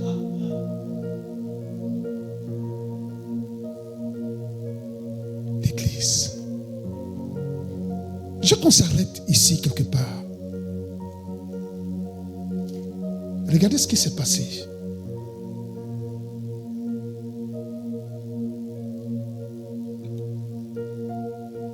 Le chapitre 22. Comment la parole que Dieu a prononcée par la bouche d'Élie s'est accomplie dans la vie d'Akab. Regardez le chapitre 22, le verset 34.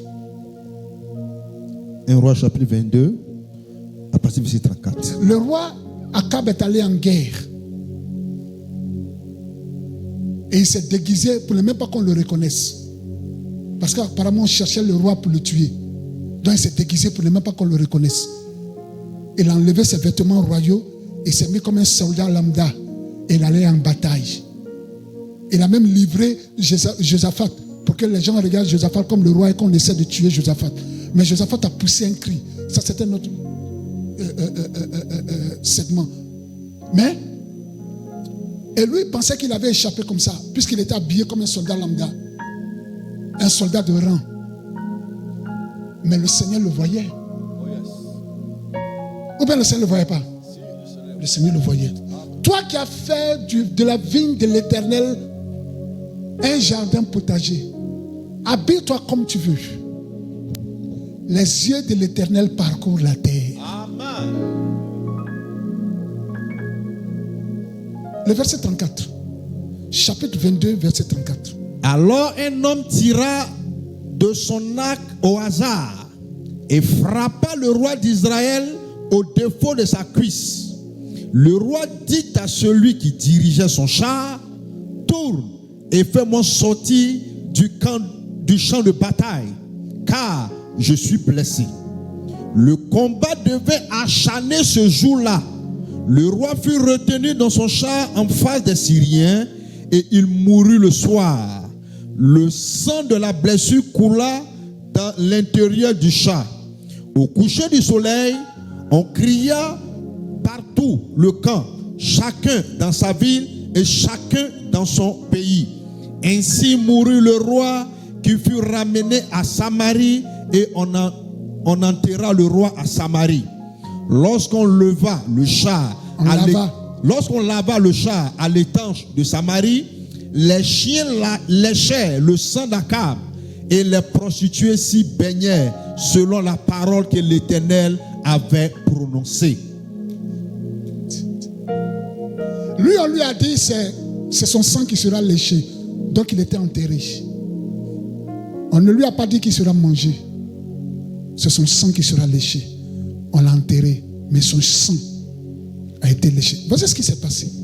Au moment où il pensait qu'il était protégé parce qu'il s'est changé et s'est habillé comme un soldat lambda, la Bible dit un homme tira par hasard. Qui était cet homme-là? Qui était cet homme-là?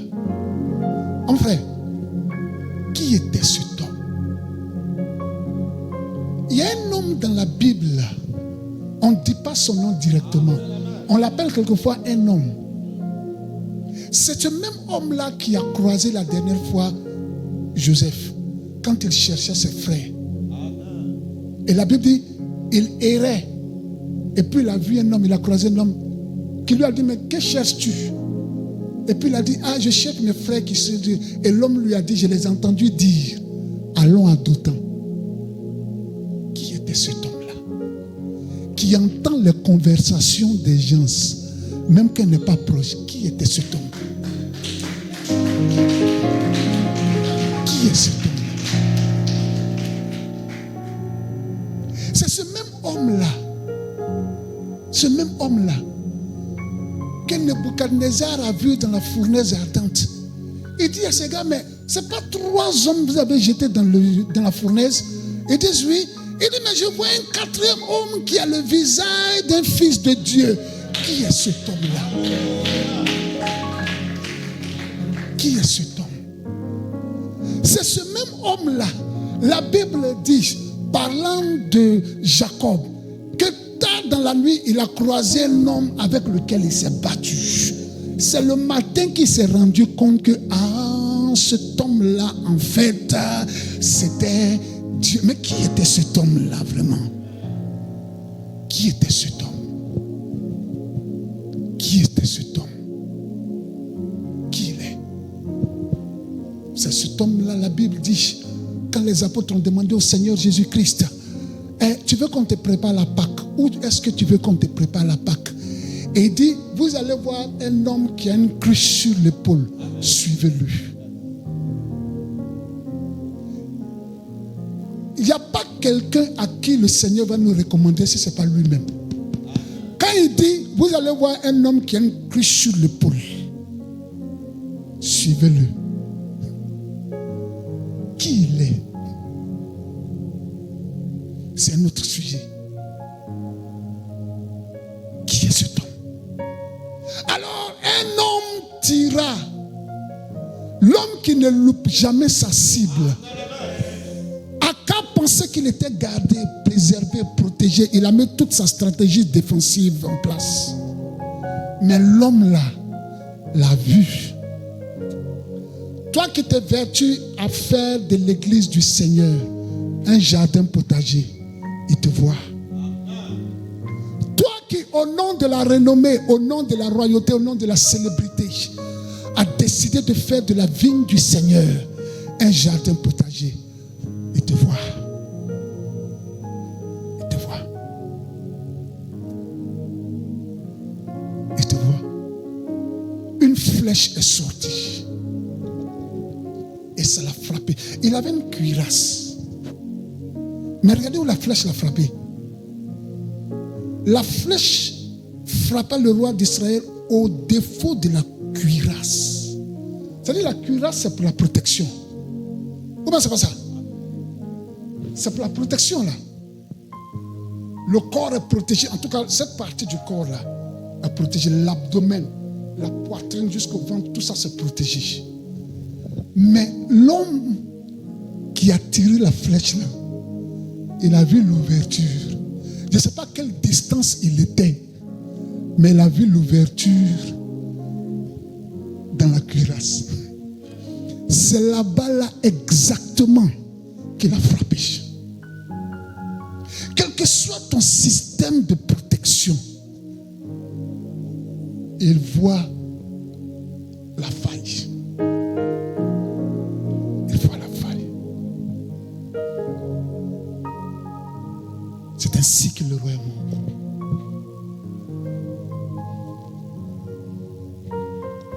Selon la parole du Seigneur. Parce qu'il a changé la vigne. Là où le message de la croix doit être prêché, où la pureté de l'évangile doit être communiquée, il en a fait un jardin potager. Sa femme, on verra plus tard comment les chiens l'ont mangé.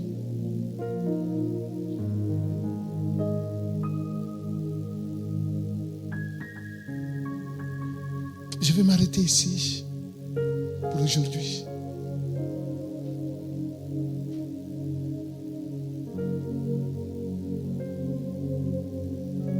Nous rappelons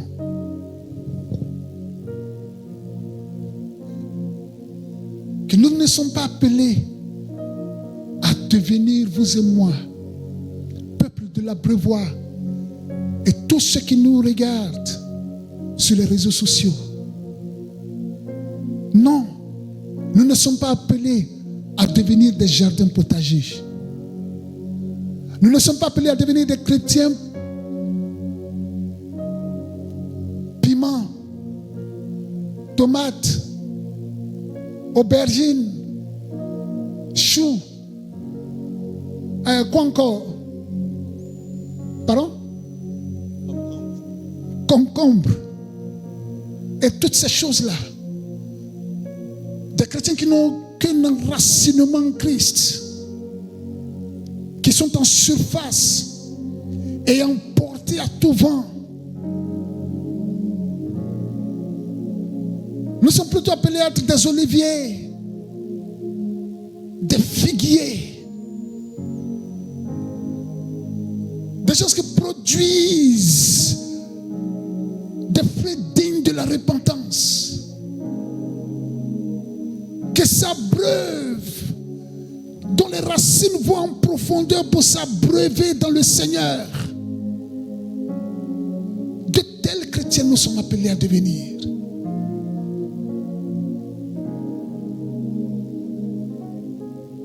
Qui n'ont qu'un seul message, qui ne veulent qu'un seul message, qui ne donnent qu'un seul message.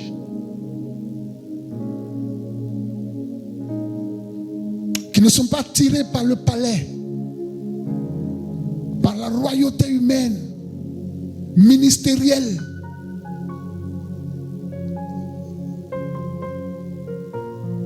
Mais qui restent figés et focalisés sur ce que leur chant doit produire. Le message du salut, le message de la croix. Je vais prier avec quelqu'un au milieu de nous ici. Si tel est ton désir, si tel est ce que tu veux, ne pas être un chrétien d'un jardin potager quelconque, mais un chrétien enraciné en Christ et en Christ seul.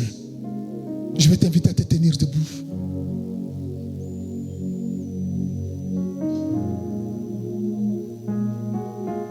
Alléluia.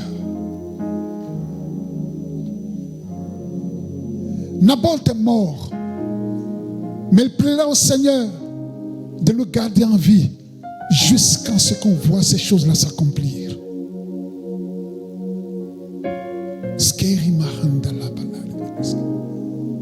Je vais prier avec toi. Prions ensemble. Dis au Seigneur, Seigneur, enraciné en Christ, je veux l'être.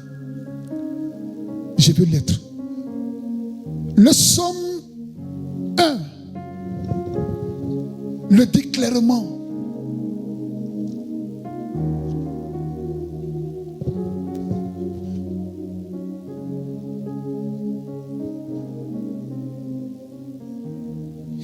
Le verset 3 dit, il est comme un arbre, pas un jardin potager, pas une tomate, pas un oignon. Il est un arbre. Il est comme un arbre planté près d'un courant d'eau. Un arbre planté. Alors tu vas dire au Seigneur, Seigneur, enraciné en toi, je veux l'être. Je veux être enraciné en toi. Je veux être raciné en toi. Je veux être enraciné en toi. Prions le Seigneur ensemble.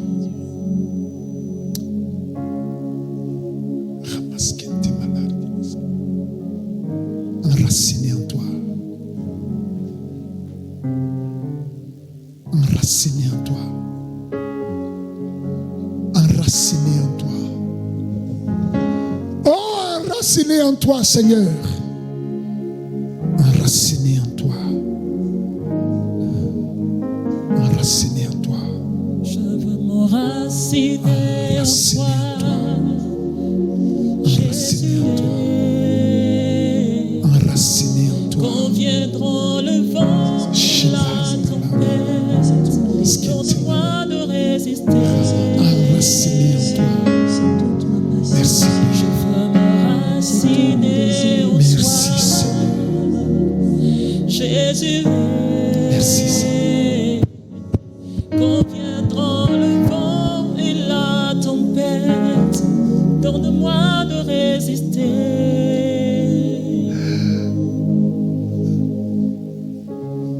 Je vais inviter ceux au milieu de nous qui veulent dire au Seigneur, aujourd'hui, comme Naboth, ou peut-être mieux que Naboth, je vais prêter allégeance. Je vais te prêter allégeance.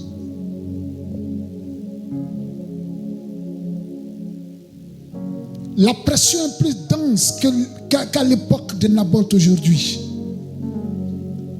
Mais je vais te prêter allégeance pour dire, Seigneur,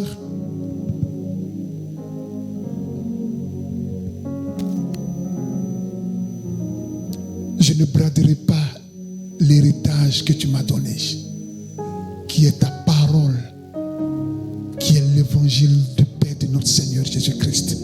Je vais te rester fidèle. Je vais te rester fidèle. Si tel est le désir de ton cœur, viens devant. Ensemble, nous allons prier. Je vais te rester fidèle. Je vais te rester fidèle. Oh Seigneur notre Père. Approchez s'il vous plaît. Venez un peu plus.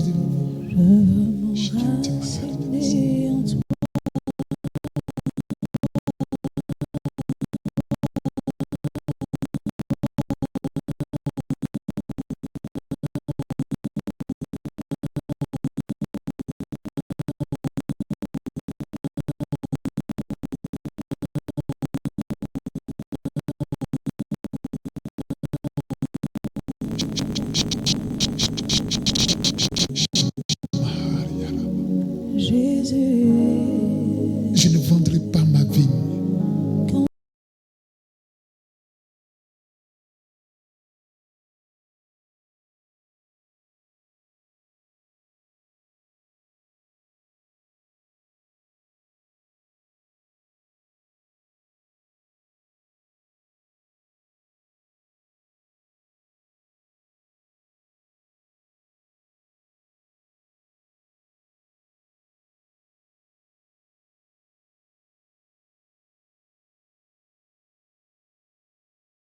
Non, de mon vivant, elle ne deviendra jamais un jardin potager.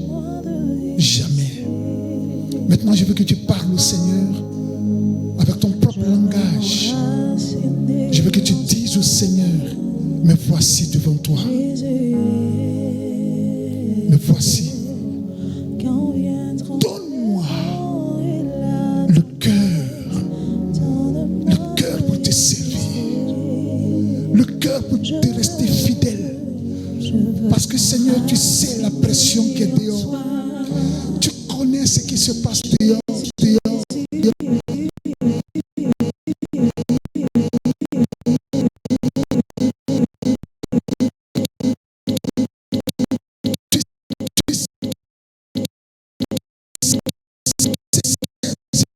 Qu'il y a sur les réseaux sociaux.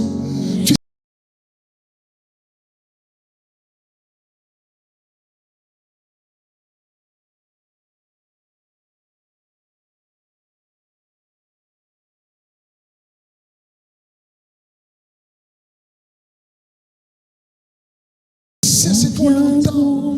Tu sais ce qui se passe là. Oh Dieu. Oh Dieu. Mon cœur, je te le donne. Mon âme, je te la donne. Mon esprit, je te le donne. Mon être entier, je te le donne. Mon corps, je te le donne. Je ne braderai pas ton héritage. Je ne braderai pas ton héritage.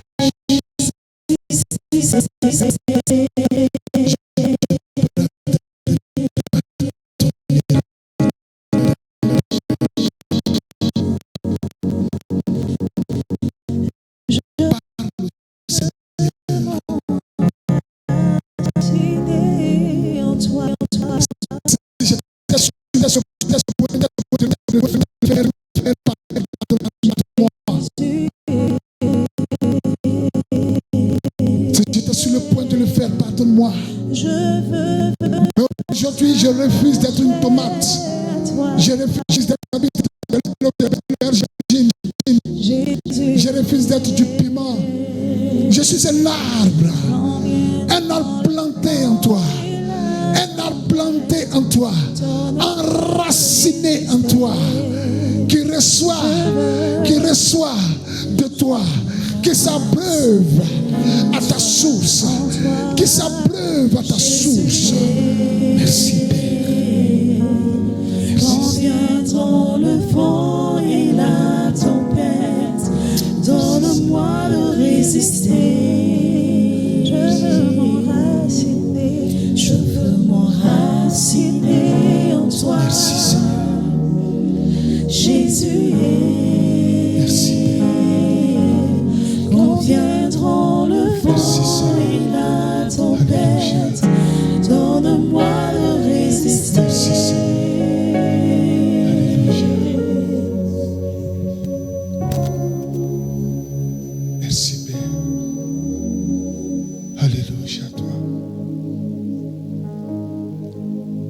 Merci Seigneur.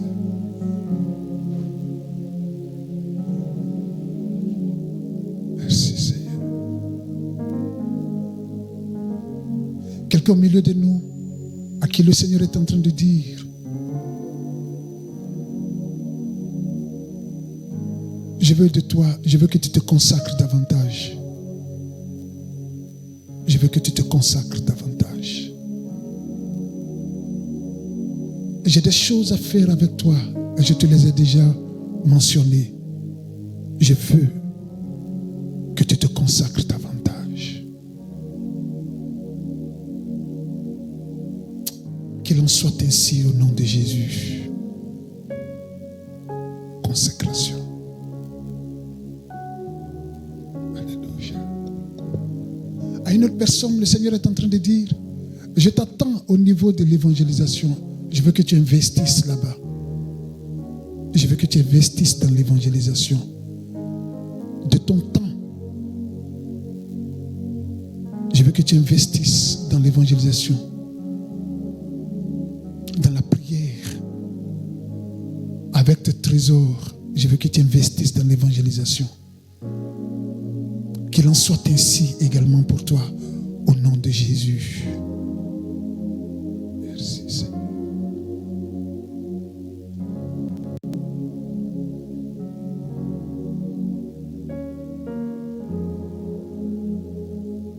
À quelqu'un, le Seigneur est en train de dire: je te donne le zèle que tu me demandes. Le zèle. Le zèle. Il est écrit: le zèle de la maison de l'Éternel me dévore. Il sera ainsi pour toi, mais également le zèle qui donne l'évangile de paix. Au nom de Jésus, ainsi sera-t-il. La gloire te revienne, Père. Merci, Seigneur. Et la dernière parole que je vais donner maintenant, c'est celle où le Seigneur me dit, il dit: tu sais, je suscite un peuple qui me craint. Un peuple qui me craint au milieu de cette assemblée.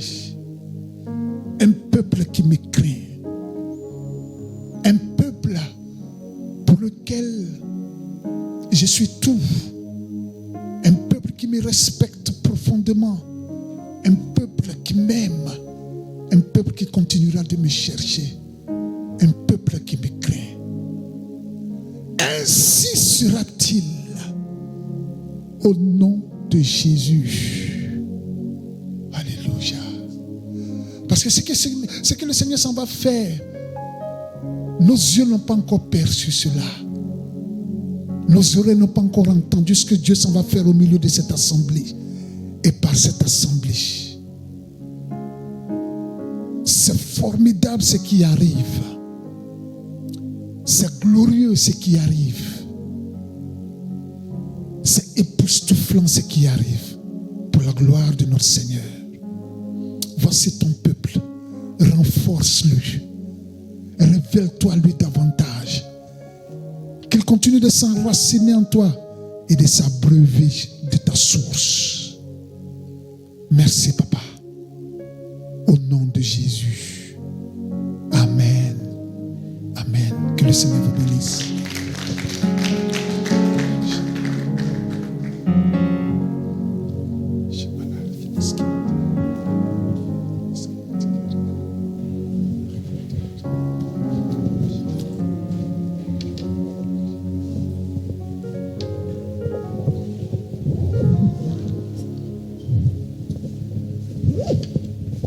Je veux que tu te déplaces et que tu ailles vers ton frère, ta soeur, et que tu lui dises: jamais tu ne seras un jardin potager. Tu n'es pas une tomate, tu n'es pas un oignon, tu es un arbre planté. Ta vie ne sera pas transformée en jardin potager. Salue-le, dis-le lui. Toi, tu ne peux pas.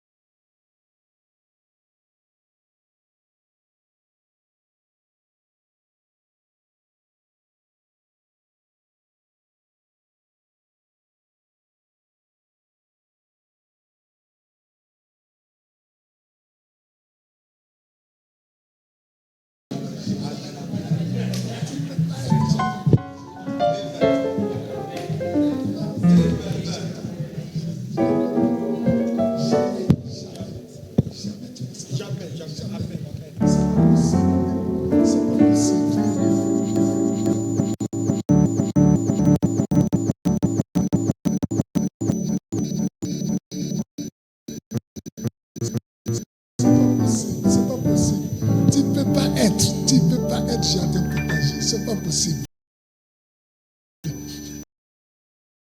Tu peux pas être jardin potager. Tu es une vigne. Alléluia. Alléluia. Alléluia. Alléluia. Oh, gloire au Seigneur. Est-ce qu'on peut acclamer encore le Seigneur notre Dieu?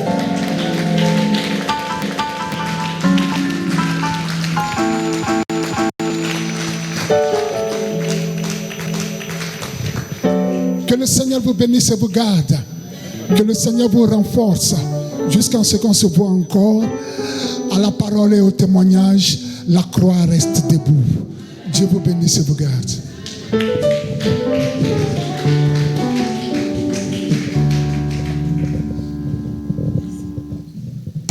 Peuple de Dieu, est-ce que tu peux encore acclamer le Seigneur?